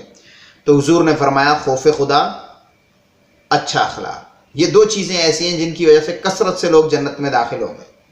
صحابی نے پوچھا یا رسول اللہ صلی اللہ علیہ وسلم کون سی چیزیں زیادہ جہنم میں لے کے جائیں گے؟ تو حضور نے پھر 2 چیزیں گنوائی، ایک فرمایا منہ اور دوسرا شرمگاہ، یعنی ہم اپنی زبان کی وجہ سے زیادہ جہنم میں جائیں گے اور اپنی شرمگاہ کی وجہ سے زیادہ جہنم میں جائیں گے۔ اچھا یہ 16 نمبر حدیث اب آپ کے سامنے پیش کرتا ہوں۔ رسول اکرم صلی اللہ علیہ وسلم نے فرمایا کہ اچھے لوگ بتاؤں کون ہوتے ہیں؟ ان کی 2 خصلتیں بتائی، کہا ایک ان کے اخلاق اچھے ہوں اور لمبی عمر ہو، یعنی لمبی عمر تک اچھے اخلاق اگر ان کے رہیں تو آپ اندازہ لگائیں کہ ان کے پاس کتنی نیکیاں ہوں گی، کہ حضور نے فرمایا یہ بہترین مسلمان ہیں، بہترین لوگ ہیں۔ 17 نمبر حدیث ہے کہ حضور نے ایک انداز اپنایا اور فرمایا جاننا چاہتے ہو کہ کیسے تمہیں پتہ چلے کہ تم اچھے ہو یا برے ہو؟ ایک صحابی نے سوال کیا تو حضور نے ارشاد فرمایا پتہ ہے کیسے پتہ چلے گا تم اچھے ہو یا برے ہو؟ جب تمہارا پڑوسی کہے نا کہ تم اچھے ہو تو اچھے ہو، اگر تمہارا پڑوسی کہے تم برے ہو تو برے ہو۔ تو اس لیے ہمیں پڑوسیوں سے ایسا سلوک کرنا چاہیے کہ وہ یہ کہنے پر مجبور ہو جائیں کہ ہاں میرا پڑوسی چاہے مجھ سے الگ سوچ والا ہے لیکن ہے بہت اچھا، اگرچہ اس کی ذات یہ ہے لیکن ہے بہت اچھا، اگرچہ وہ دکھنے میں اچھا نہیں لگتا لیکن اخلاق کے حساب سے بہت اچھا ہے۔ تو یہ آپ کے دشمن بھی کہنے پر مجبور ہو جائیں، آپ کو ایسا اخلاق اپنانا چاہیے، اور ایسا ہی اخلاق ہمارے نبی اکرم صلی اللہ علیہ وآلہ وسلم کا بھی تھا، تو ہمیں ان جیسا اخلاق اپنانا چاہیے۔ اچھا ایک اور حدیث جو ہے 18 نمبر حدیث جو آپ کے لیے منتخب کی ہے وہ یہ ہے کہ رسول اکرم صلی اللہ علیہ وسلم نے فرمایا اگر کوئی رستہ بھول جائے یا رستہ ڈھونڈ رہا ہو، کسی ایسی جگہ پر ہو کہ اسے رستہ پوچھنا پڑ رہا ہو، اگر تم اس کو سیدھا رستہ بتا دیتے ہو تو یہ بھی صدقہ ہے۔ تو یہاں میں اپنے نوجوان دوستوں سے کہوں گا کہ دیکھیں اکثر جب ہم سے کوئی رستہ پوچھتا ہے تو ہم فقط شغل کے لیے اسے غلط راستہ بتا دیتے ہیں، حالانکہ اس نے کتنا ضروری وہاں پہنچنا ہو، ممکن ہے کوئی بیمار پڑا ہو اور اس کا آخری بار چہرہ دیکھنا ہو، یا کسی سے کوئی بہت ضروری بات کرنی ہو، یا خدا جانے اس پر کیا قیامت ٹوٹی ہو، اور ہم اسے غلط شغل کے لیے فقط غلط راستہ بتا دیتے ہیں، اور یہ بہت بڑا گناہ ہے۔ کبھی ایسا نہیں کرنا چاہیے، کیونکہ اس سے حقوق اللہ تو تلف ہوں گے کہ ہم نے ایک دینی بات پر عمل نہیں کیا، رسول اکرم صلی اللہ علیہ وسلم کے فرمان پر عمل نہیں کیا، لیکن دوسری طرف یہ ہوگا کہ حقوق العباد تلف ہوں گے۔ قیامت میں آپ اسے کیا جواب دیں گے؟ وہ کہیں گے یا اللہ میں تو ان کو جانتا بھی نہیں تھا، میں تو مسافر تھا اور انہوں نے فقط شغل کے لیے میرے 2 گھنٹے ضائع کرا دیے، اور میں کس قدر پیدل چل چل کے تھک گیا تھا، اور مزید ان کی وجہ سے تھکا، یا میرے پیٹرول گاڑی یا بائک میں پیٹرول ڈیزل کم تھا، اور میں ان لوگوں کی وجہ سے وہ مزید مجھے خواری اٹھانا پڑی۔ تو اس لیے کبھی ایسے نہیں کریں، جو راستہ پوچھے اسے سیدھا راستہ بتائیں، اگر نہیں پتا تو بتا دیں کہ بھائی معذرت چاہتا ہوں، مجھے نہیں پتا، آپ کسی اور سے پوچھ لیں، لیکن مسافروں کو تنگ نہ کریں۔ حدیث میں، دوسری حدیث میں آتا ہے جو اس میں نہیں ہے، مطلب اس میں ہوگی، میں نے نہیں اس میں پڑھی، کہ حضور نے فرمایا کہ 3 لوگوں کی دعائیں قبول ہوتی ہیں، ایک ان میں سے ہے پہلا مظلوم، اور دوسرا مسافر، اور تیسرا والد۔ تو مسافر بھی وہ ہے جس کی دعا قبول ہوتی ہے، تو اس لیے مسافر کے ساتھ چھیڑ چھاڑ نہیں کرنی چاہیے، اسے سیدھا راستہ بتانا چاہیے۔ اچھا 19 نمبر حدیث، ایک صحابی نے پوچھا یا رسول اللہ، انسانوں کے ساتھ تو نیکیاں کرنے میں ثواب ہے، لیکن اگر کوئی جانور بھٹک کر میرے حوض پر آ جائے اور میں اسے کسی برتن میں نکال کر پانی پلا دوں تو کیا اس پر بھی ثواب ملے گا؟ حضور نے فرمایا ہاں، ہر تر جگر جس کا ہے اس پر ثواب ملے گا، یعنی بلی، کتا، کوئی بھی جانور، بکری، ان کو آپ پانی پلاتے ہیں تو اس پر آپ کو ثواب ملے گا، اجر ملے گا۔ 20ویں حدیث بڑی خاص ہے، اور یہ میں اپنے نوجوان دوستوں کو کہوں گا کہ آپ اس کا خیال رکھیں۔ رسول اکرم صلی اللہ علیہ وسلم نے فرمایا تم صرف مومنوں کو ہی اپنا دوست بناؤ، مومنوں کی ہی صحبت اختیار کرو، ایمان والوں کی نہیں، کافروں کی نہیں کرو، اور حضور نے بتایا کہ دعوتیں کن کی کرو، اور فرمایا تمہارا کھانا صرف متقی لوگ کھائیں، یعنی کہ جب تم بطور خاص کسی کی دعوت کرتے ہو تو نیک لوگوں کی کرو، کہ ان کی صحبت جب میسر آئے گی تو ان کی نیکی کا رنگ تم پر بھی آئے گا۔ اور حضور نے فرمایا کہ صحبت بھی، دوستی بھی فقط مومنین کی، ایمان والوں کی رکھو، ان کے ایمان کا اثر تم پر آئے گا۔ صحبت بھی اثر کرتی ہے، اور جس کی بندہ دعوت کرتا ہے یا جسے تحفہ دیتا ہے اس کے ساتھ ایک خاص تعلق بن جاتا ہے تو اس کی دعا مل سکتی ہے۔ اور متقی ہونے کے لیے وہ لازمی نہیں کہ وہ بہت بڑے کسی عہدے پر ہو گئے، بہت مشہور شخصیت ہو، وہ نام لوگ بھی ہوتے ہیں جنہیں آپ دیکھیں کہ یار ان میں نیکی تقویٰ ہے، آپ انہیں اچھا کھانا کھلائیں، ان سے دعائیں ملیں گی۔ تو اوورآل تو ہر ایک مسلمان کو کھانا کھلانا ثواب ہے، بلکہ کھانا کھانے کے متعلق اصول یہ ہے کہ اگر آپ رشتہ داروں کو کھلائیں گے تو یہ صلہ رحمی ہے، غریبوں کو کھلائیں گے تو صدقہ ہے، دوستوں کو کھلائیں گے تو ضیافت ہے، اور یہ نیک لوگوں کو کھلائیں گے تو حدیث پر عمل ہے۔ تو یہ ساری چیزیں ہر حساب سے کھانا کھلانا اچھی ہی بات ہے۔ رسول اکرم صلی اللہ علیہ وسلم نے ایک حدیث میں فرمایا، ان سے پوچھا گیا اسلام کے بہترین عمل کون سے ہیں؟ تو حضور نے فرمایا 2، ایک سلام کرنا اور دوسرا کھانا کھلانا۔ تو اس حدیث میں یہ ہے کہ نیک لوگوں کو کھلایا جائے، متقیوں کو کھلایا جائے، تو بالکل ان لوگوں کو کھلائیں، ان سے آپ کو دعائیں ملیں گی، برکتیں ملیں گی۔ اللہ تعالیٰ سے دعا ہے کہ ہم سب کو عمل کرنے کی توفیق عطا فرمائے۔ ویڈیو کیسی لگی کمنٹ میں بتائیے گا۔ السلام علیکم ورحمۃ اللہ وبرکاتہ۔ السلام علیکم دوستو، آج جس کتاب کو آپ کے سامنے لے کر آیا ہوں اس کتاب کا نام ہے ریاض الصالحین۔ یہ میرے پاس اس کا عربی نسخہ ہے۔ ریاض کہتے ہیں باغ کو اور صالحین کہتے ہیں نیک لوگوں کو، یعنی یہ کتاب نیک لوگوں کے لیے ایک باغ کی مانند ہے۔ وہ اس باغ میں آئیں گے تو انہیں یہاں پھولدار پودے بھی ملیں گے، پھلدار پودے بھی ملیں گے، پھولوں کی خوشبو سونگھ سکتے ہیں اور پھلوں کے ذائقے سے لطف اندوز ہو سکتے ہیں۔ یہ کتاب لکھی تھی امام نووی نے۔ ان کو نووی اس لیے کہتے تھے کیونکہ یہ شام کی ایک بستی میں پیدا ہوئے جس کا نام نوا تھا، اور وہیں ان کا مدفن بھی ہے، اس وجہ سے انہیں نووی کہتے ہیں۔ ان کا اصل نام یحییٰ بن شرف تھا اور ان کی کنیت تھی ابو زکریا۔ یہ کتاب کیسی ہے، اس کو کیوں لکھا گیا اور اس کو اتنی شہرت کیوں ملی، اس پر بات کریں گے، اور پھر اس میں سے چند ابواب کے نام اور ان سے حدیثیں اور اس سے درس دینے کا طریقہ یا اس سے مسائل یا یہ چیزیں اخذ کرنے کا طریقہ کیا ہے، انشاءاللہ اس پر بھی اسی ویڈیو میں بات کر لیں۔ کتاب کا نام آپ کو بتا دیا، مصنف کا نام بھی آپ کو بتا دیا، ان کی کنیت بھی بتا دی، نسبت بھی بتا دی اور ان کا نام بھی بتا دیا۔ اب بات کرتے ہیں کہ انہوں نے یہ کتاب کیوں لکھی تھی۔ تو انہوں نے شروع میں مقدمے میں خود ہی لکھا ہے کہ اللہ تعالیٰ نے جنوں اور انسانوں کو اپنی عبادت کے لیے پیدا کیا ہے، تو کہتے ہیں میں چاہتا تھا کہ ایک ایسی کتاب لکھوں کہ جو لوگوں کو عبادت کا راستہ بتائے۔ پھر کہتے ہیں اور اس پر مجھے ترغیب اس چیز سے بھی ملتی تھی کہ رسول اکرم صلی اللہ علیہ وسلم نے فرمایا جو کسی نیکی کی طرف دوسرے کی رہنمائی کرتا ہے تو اس کو بھی عمل کرنے والے کے برابر اجر ملتا ہے۔ اور کہتے میرے پیش نظر حضرت علی رضی اللہ تعالیٰ عنہ کا وہ فرمان بھی تھا کہ جس میں حضرت علی رضی اللہ تعالیٰ عنہ نے فرمایا کہ اگر تمہاری وجہ سے کسی ایک آدمی کو ہدایت مل جائے تو یہ تمہارے لیے سرخ اونٹ سے بہتر ہے۔ سرخ اونٹ عرب میں بڑی قیمتی چیز ہوتی تھی، یعنی آج کی اس زبان میں آپ یوں کہہ سکتے ہیں کہ آپ کی وجہ سے اگر کسی ایک کو ہدایت مل جائے تو یہ آپ کے لیے ایک لینڈ کروزر گاڑی یا اس ٹائپ کی کسی بڑی گاڑی سے بھی بہتر ہے۔ تو امام نبوی کے پیش نظر یہ چیزیں تھیں۔ اسی کو سامنے رکھتے ہوئے انہوں نے سوچا کہ میں ایک کتاب لکھتا ہوں جو کتاب مختصر ہوگی اور اس کے اندر حدیثیں ہوں گی اور حدیثوں میں بھی صحیح حدیثیں ہوں گی، اور کہتے ہیں کہ میں ان حدیثوں کو اس طریقے سے ترتیب دوں گا کہ وہ ظاہری اور باطنی آداب سکھانے والی ہوں گی، اسی طریقے سے ترغیب و ترہیب کی جامع ہوں گی، اخلاق کو مہذب کرنے والی ہوں گی، دلوں کو صاف کرنے والی اور باطنی بیماریوں کا علاج بتانے والی ہوگی۔ امام نبوی رحمۃ اللہ علیہ نے اسی سوچ کے پیش نظر بہت ساری احادیث مبارکہ کو جمع کیا اور ان کے اوپر پھر عنوان قائم کیے کہ اس عنوان کو پڑھنے سے ہی پتہ چل جاتا ہے کہ اس حدیث سے امام نبوی کیا ثابت کرنا چاہتے تھے، یا یوں کہہ لیں کہ اس حدیث میں ہمارے لیے کیا سبق ہے۔ میں اس کے آگے چل کر آپ کو مثالیں بتاتا ہوں، 2-3 باب انہوں نے جو بنائے ہیں وہ میں بتاؤں گا کہ یہ عنوان رکھا ہے اور نیچے حدیث یہ لکھی ہے، تو خود ہی پتہ چل گیا کہ اس حدیث سے یہ بات نکالنی ہے۔ ان کا طریقہ کار یہ ہے کہ یہ ایک باب بناتے اور اس باب کے بعد پھر آیات لکھتے ہیں اسی عنوان سے متعلقہ، اور پھر اس کے بعد حدیثیں ذکر کرتے ہیں، اور ہر حدیث کے بعد بتا دیتے ہیں کہ یہ بخاری میں ہے، مسلم میں ہے، ترمذی میں ہے، نسائی میں ہے یا کسی دوسری کتاب میں ہے۔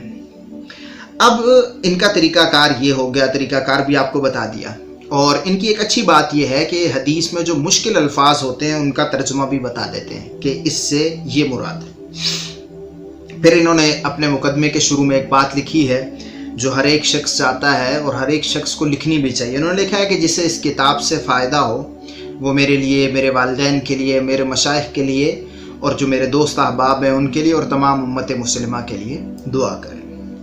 اب بات کرتے ہیں کہ یہ کتاب کیوں مشہور ہوئی۔ دراصل یہ کتاب اس وجہ سے مشہور ہوئی کیونکہ یہ اخلاص پر مبنی کوشش تھی۔ جو کام بھی اخلاص سے کیا جائے عموماً اسے شہرت مل جاتی ہے، اور اس کی مثال اگر آپ وہ قرآن کریم میں دیکھیں تو وہ مسجد قباء والی ہے کہ اللہ تعالیٰ نے ارشاد فرمایا کہ جس مسجد کی بنیاد پہلے دن سے ہی تقوی پر رکھی گئی ہو وہ زیادہ حقدار ہے کہ اللہ کے رسول اس میں قیام کریں۔ تو جو بھی اخلاص پر جس کام کی بنیاد رکھی جاتی ہے عموماً وہ مشہور بھی ہو جاتا ہے اور زیادہ عرصے تک زندہ بھی رہتا ہے۔ دوسری بات یہ تھی کہ یہ کتاب لوگوں کو نفع دینے والی تھی، اس کی وجہ سے لاکھوں لوگوں نے گناہ چھوڑے اور لاکھوں لوگ توبہ کر کے نیکی کے راستے پر گامزن ہوئے۔ اور قرآن کریم کہتا ہے کہ جو چیز بھی لوگوں کو نفع دیتی ہے وہ باقی رہتی ہے، ختم نہیں رہتی۔ تو اسی وجہ سے یہ بڑے عرصے سے زندہ ہے، مدارس میں پڑھائی جاتی ہے، عرب و عجم میں اس کے درس دیے جاتے ہیں۔ میری برصغیر کے علماء سے گزارش ہے اور دینی طلباء سے گزارش ہے کہ آپ اپنی مساجد میں جب درس دیتے ہیں تو آپ ریاض الصالحین سے دیں۔ اسی طریقے سے طلباء اگر کوئی تقریر تیار کرتے ہیں بزم کے لیے، کسی مقابلے کے لیے، یا عوام کے اندر جمعرات کی، فوتگی کی یا کسی بھی خاص ایونٹ کی جس پر کوئی تقریر کی جاتی ہے تو اس کتاب سے تقریریں تیار کریں۔ انشاءاللہ اگر ان موضوعات پر آپ تقریریں کریں گے تو آپ کو آخرت میں بہت فائدہ ہوگا اور لوگوں کی یہاں زندگیاں بدلیں گی اور ان کا رجحان دین کی طرف ہونے لگے گا۔ امام نبوی کی کتاب مشہور ہونے کی ایک وجہ یہ بھی ہے کہ انہوں نے صحیح حدیثیں ذکر کی ہیں، ضعیف حدیثیں ذکر نہیں کی۔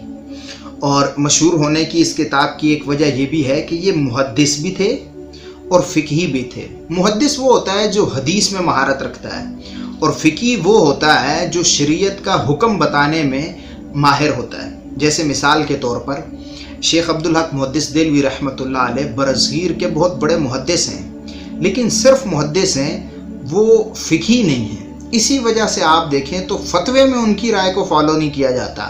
علماء کرام اگر شرح حدیث میں وہ کوئی بات لکھ بھی دیتے ہیں اور فتویٰ دینے کی باری آتی ہے تو وہ شرح حدیث والا ان کا قول काबिल तरजीह करार नहीं पाता। यही हाल दीगर शारहीन हदीस की भी है जो सिर्फ मुहद्दिस हैं, फ़िकी नहीं है। तो फ़िकी भी हो और मुहद्दिस भी हो तो उलमा में उसकी पजीराई ज़्यादा होती है। फ़की क्योंकि मोहतात, उसकी गुफ्तगू मोहतात होती है, उसकी ज़ुबान मोहतात होती है, उसका कलम मोहतात होता है, और इस वजह से उलमा के नज़दीक फ़िकी की अहमियत ज़्यादा होती है। और हदीस पर भी अगर कोई शख्स महारत रखता हो और फ़िकी भी हो तो ये तो सोने पर सुहागे वाली बात है। कि यही वजह है कि इमाम नववी की राय को उलमा तरजीह देते हैं। आप देखें तो मुस्लिम की शरह जो इन्होंने लिखी, सही मुस्लिम की शरह, उसको अभी बार बार आपको हवाला मिलेगा। हालांकि मुस्लिम की शरह बहुत सारे लोगों ने लिखी हैं, लेकिन इमाम नववी की शरह का हवाला आपको तकरीबन हर शरह में मिलेगा। अब बात कर लेते हैं कि इसके अंदर कौन से बाब हैं, वो बताता हूँ। फिर उसके बाद हम चंद अब्वाब से चंद हदीसें भी पढ़ लेंगे।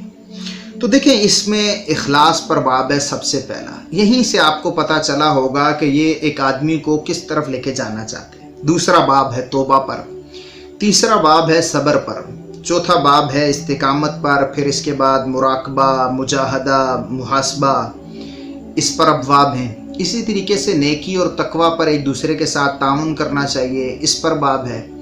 अमर बिल मारूफ और नहीं अनिल मुनकर पर एक बाब है। इसी तरीके से यतीमों के साथ हुस्ने सलूक, पड़ोसियों के साथ हुस्ने सलूक, रिश्तेदारों के साथ हुस्ने सलूक, और इसके अलावा हकूकुल इबाद पर बहुत सारे अब्वाब हैं।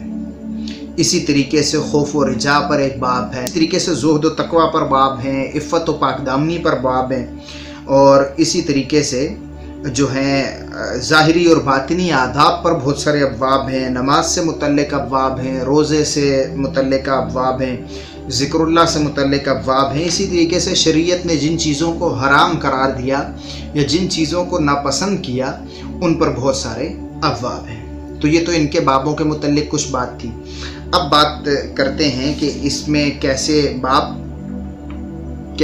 उन्वान उसका कायम किया जाता है, और फिर उसके बाद उसमें आयात और अहदीस कैसे लेके आए थे। सबसे पहला बाब है, तो बाब का उन्वान है बाबुल इखलास व इहदार नियत फ़ी जमील आमाल वल अक़वाल वल अहवाल बारिज़त वल खफ़ियत। कहते हैं कि ये इखलास का बाब है और नीयत को हाजिर रखने का बाब है, तमाम आमाल में, तमाम अक़वाल में और तमाम ज़ाहिरी और बातिनी अहवाल में। यानी आप देखें, ये आपको बता रहे हैं कि हर काम में इखलास होना चाहिए। और आप कोई अमल कर रहे हो, कुछ बोल रहे हो, या आपके दिल और दिमाग की कोई हालत हो, तो आपकी नीयत हाजिर होनी चाहिए कि मैं मिसाल है रो रहा हूँ तो किसके लिए रो रहा हूँ, लोगों को दिखाने के लिए या अल्लाह के लिए। मैं अगर सदका कर रहा हूँ तो मेरी नीयत क्या है, मैं अल्लाह को दिखाने के लिए कर रहा हूँ या लोगों को दिखाने के लिए कर रहा हूँ। मैं अगर कोई गुफ्तगू कर रहा हूँ नेकी से मुतल्लिक, तो इसमें मेरा मकसद क्या है, लोगों को दिखाना या अल्लाह को राज़ी करना। तो ये उन्वान है। अब इस उन्वान के तहत देखें ये क्या लेकर आए। पहली आयत लेकर आए हैं जिसका मफहूम ये है कि ये जो तुम कुर्बानियाँ करते हो ना तो अल्लाह को इसका गोश्त पहुँचता है और ना ही अल्लाह को इसका खून पहुँचता है, लेकिन अल्लाह ताला को इसमें से तुम्हारा तकवा पहुँचता है। जो तकवा तुम्हारा है, जो दिल की तुम्हारी कैफियत है, वो अल्लाह के पास पहुँचती है। फिर दूसरी आयत लेके आए हैं जिसका मफहूम ये है कि चाहे तुम्हारे सीनों में जो कुछ है तुम उसको छुपाओ या जाहिर करो, उसे अल्लाह जानता है। फिर इसके बाद हदीस है। हदीस में से वही पहली हदीस सबसे पहले लेकर आए हैं जो मशहूर है, सही बुखारी में भी सबसे पहले है और यहाँ भी इन्होंने सबसे पहले जिक्र किया है। उसमें यह है कि इन्नमल आमालु बिन्नियात, आमाल का दारो मदार नीयतों पर है। और फिर इसके बाद उस हदीस का आगे हिस्सा ये है कि जिसकी हिजरत दुनिया के लिए होगी तो उसको उसी का सवाब मिलेगा, और जिसकी हिजरत अल्लाह और उसके रसूल के लिए होगी तो उसको उसी के मुताबिक सवाब मिलेगा। इसका पस मंज़र ये है कि आप देखें, रसूल अकरम सल्लल्लाहु अलैहि वसल्लम के साथ बाज़ लोगों ने हिजरत की मक्का से मदीना। बहुत मुश्किल काम था घर बार छोड़ के दूसरे इलाके में चले जाना, लेकिन सहाबा ने की। अब इस पर यह हदीस जो है वो रसूलुल्लाह सल्लल्लाहु अलैहि वसल्लम ने इरशाद फरमाई कि जो अल्लाह और उसके रसूल के लिए हिजरत कर रहा है ना, उसी को ये ہجرت والی فضیلت ملے گی. جو شخص دنیاوی مال حاصل کرنے کے لیے ہجرت کر رہا ہے، یا کوئی شخص اگر کسی عورت سے نکاح کرنے کے لیے ہجرت کر رہا ہے، تو پھر اس کو یہ ہجرت والی فضیلت نہیں ملے گی. ایک شخص تھے رسول اکرم صلی اللہ علیہ وسلم کے ساتھ، انہیں ایک خاتون بڑی پسند تھی، مدینہ شریف میں رہتی تھی. تو ان کی خواہش یہ تھی کہ میں وہاں جاؤں گا تو پھر اس عورت سے رشتہ کر لوں گا. تو یہ بھی بتا دیا کہ دیکھو وہ جو عورت کی وجہ سے رشتہ کرنے کے لیے ہجرت کر رہا ہے، کر بظاہر رسول اللہ صلی اللہ علیہ وسلم کے ساتھ ہجرت رہا ہے، لیکن اس کا مقصد اللہ اور اس کے رسول کی طرف ہجرت کرنا نہیں ہے، بلکہ اس کا مقصد اس خاتون سے نکاح کرنا ہے. تو اس وجہ سے اسے پھر وہ ثواب اور وہ فضیلت نہیں ملے گی جو باقیوں کو مل رہی ہے جو اللہ اور اس کے رسول کے لیے ہجرت کر رہے ہیں. تو یہ دیکھیں ایک حدیث ہے اور اس کا عنوان ہے. تو عنوان کی وجہ سے اس حدیث کو سمجھنا اور اس سے سبق لینا آسان ہو گیا.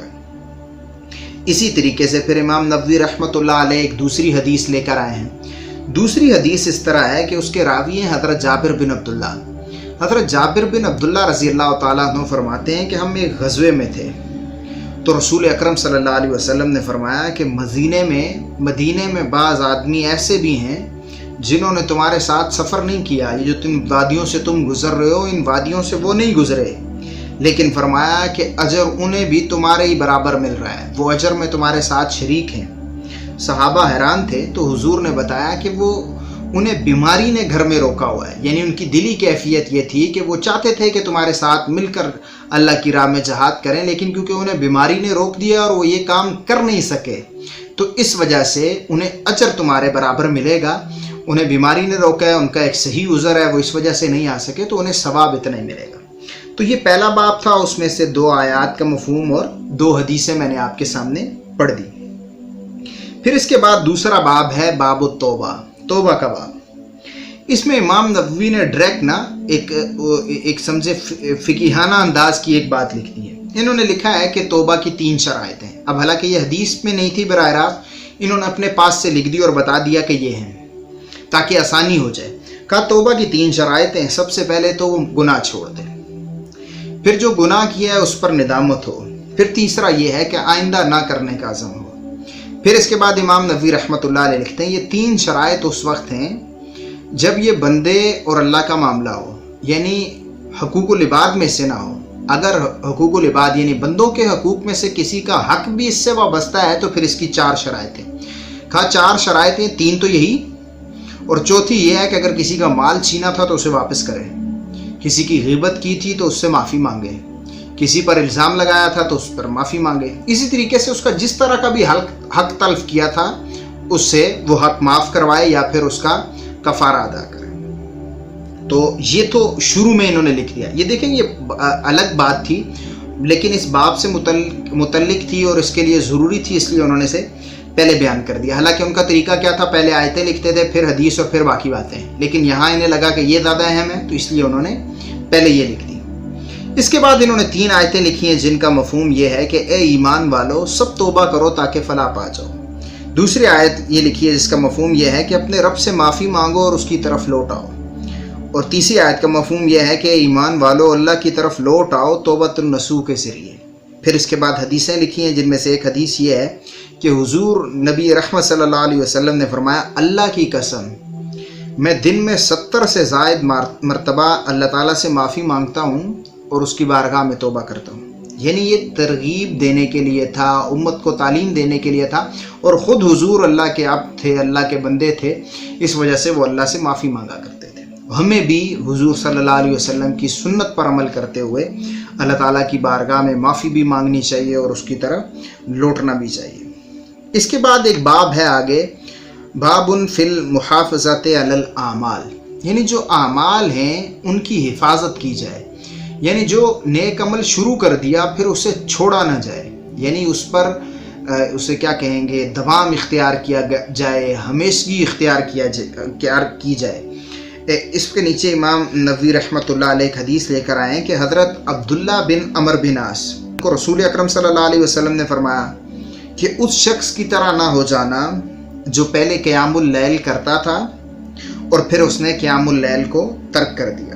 اور پھر ایک دوسری روایت انہوں نے ذکر کیا ہے، غالباً یہ حضرت عائشہ رضی اللہ تعالیٰ عنہ سے مروی ہے۔ انہوں نے فرمایا پسندیدہ دین وہی ہے جس پر ہمیشگی ہو، یعنی جو بندہ مسلسل ہمیشہ کر سکے، یعنی کہ چند دن کرے اور پھر چھوڑ دے۔ جیسے اس حدیث میں پیچھے بتایا گیا ہے کہ اگر رات کا قیام شروع کیا تو بے شک صرف 2 نفل پڑھیں، لیکن پھر اس کو مستقل رکھیں۔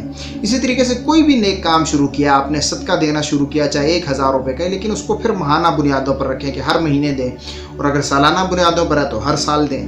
تو دیکھ لیں جس طریقے سے بھی آپ اس پر ہمیشگی اختیار کر سکتے ہیں وہ عمل کرنے کی کوشش کریں۔ اچھا، پھر اس کے بعد کافی آگے جا کر ایک باب ہے، باب التحذیر من ارتکاب ما نہی اللہ عز وجل ورسولہ عنہ۔ ایک باب یہ ہے کہ جو اس چیز سے اللہ اور اس کے رسول صلی اللہ علیہ وسلم نے منع فرمایا ہے اس سے بچنے کا باب۔ پھر اس کے تحت ایک حدیث لے کر آئے ہیں کہ اللہ تعالیٰ کو بھی غیرت آتی ہے، اور اللہ تعالیٰ کی جو حرام کردہ چیزیں ہیں ان کو سر انجام دینا یہ اللہ تعالیٰ کی غیرت کو للکارنے کے مترادف ہے۔ اب یہ دیکھیں نیچے حدیث میں ہے کہ جو اللہ نے حرام کی ہیں، اور اوپر مصنف نے امام نووی نے اس میں 2 چیزوں کو شامل کر دیا جس سے اللہ اور اس کے رسول نے منع فرمایا، یعنی کسی کو یہ مغالطہ نہ ہو جائے کہ صرف اللہ کی منع کردہ چیزیں ہی حرام ہیں، رسول اللہ صلی اللہ علیہ وسلم کی منع کردہ چیزیں حرام نہیں ہیں، تو انہوں نے وضاحت کے لیے وہ ساتھ ورسولہ عنہ کا بھی اضافہ کر دیا۔ تو یہ تھا اس کتاب کا تعارف۔ میں چاہتا تو تھا کہ اس میں سے کم از کم کچھ 30-40 احادیث مبارکہ اور ان کے ابواب کے ساتھ مناسبت آپ کے سامنے بیان کروں، لیکن مصروفیت ایسی ہے کہ بالکل وقت نہیں مل رہا تھا۔ پھر بس غنیمت جانا کہ جتنا ہے اسی کو آپ کے سامنے پیش کر دوں، اس پر باقی آپ خود کام کریں۔ جو ہمارے دینی طلباء ہیں جو لکھتے ہیں وہ اس سے بہت سارے رسائل بنائیں اور اسے عوام میں عام کریں، تاکہ اس قسم کی حدیثیں اگر عوام تک پہنچیں گی تو عوام کے اخلاق بھی اچھے ہوں گے، ان کی دلی کیفیات بھی بدلیں گی، اور ایک معاشرے میں ایک مثبت تبدیلی آئے گی، اور مخلص لوگوں کی تعداد میں اضافہ ہوگا۔ تو اللہ تعالیٰ سے دعا ہے کہ ہم سب کو اپنے مخلص بندوں میں شامل فرمائے، اور ہمیں ہر قسم کی لالچ اور جو ہے بے دینی سے بچا کر رکھے۔ ملتے ہیں کسی اگلی کتاب کے ساتھ اگلی ویڈیو میں۔ دعا میں یاد رکھیے گا۔ السلام علیکم ورحمۃ اللہ وبرکاتہ۔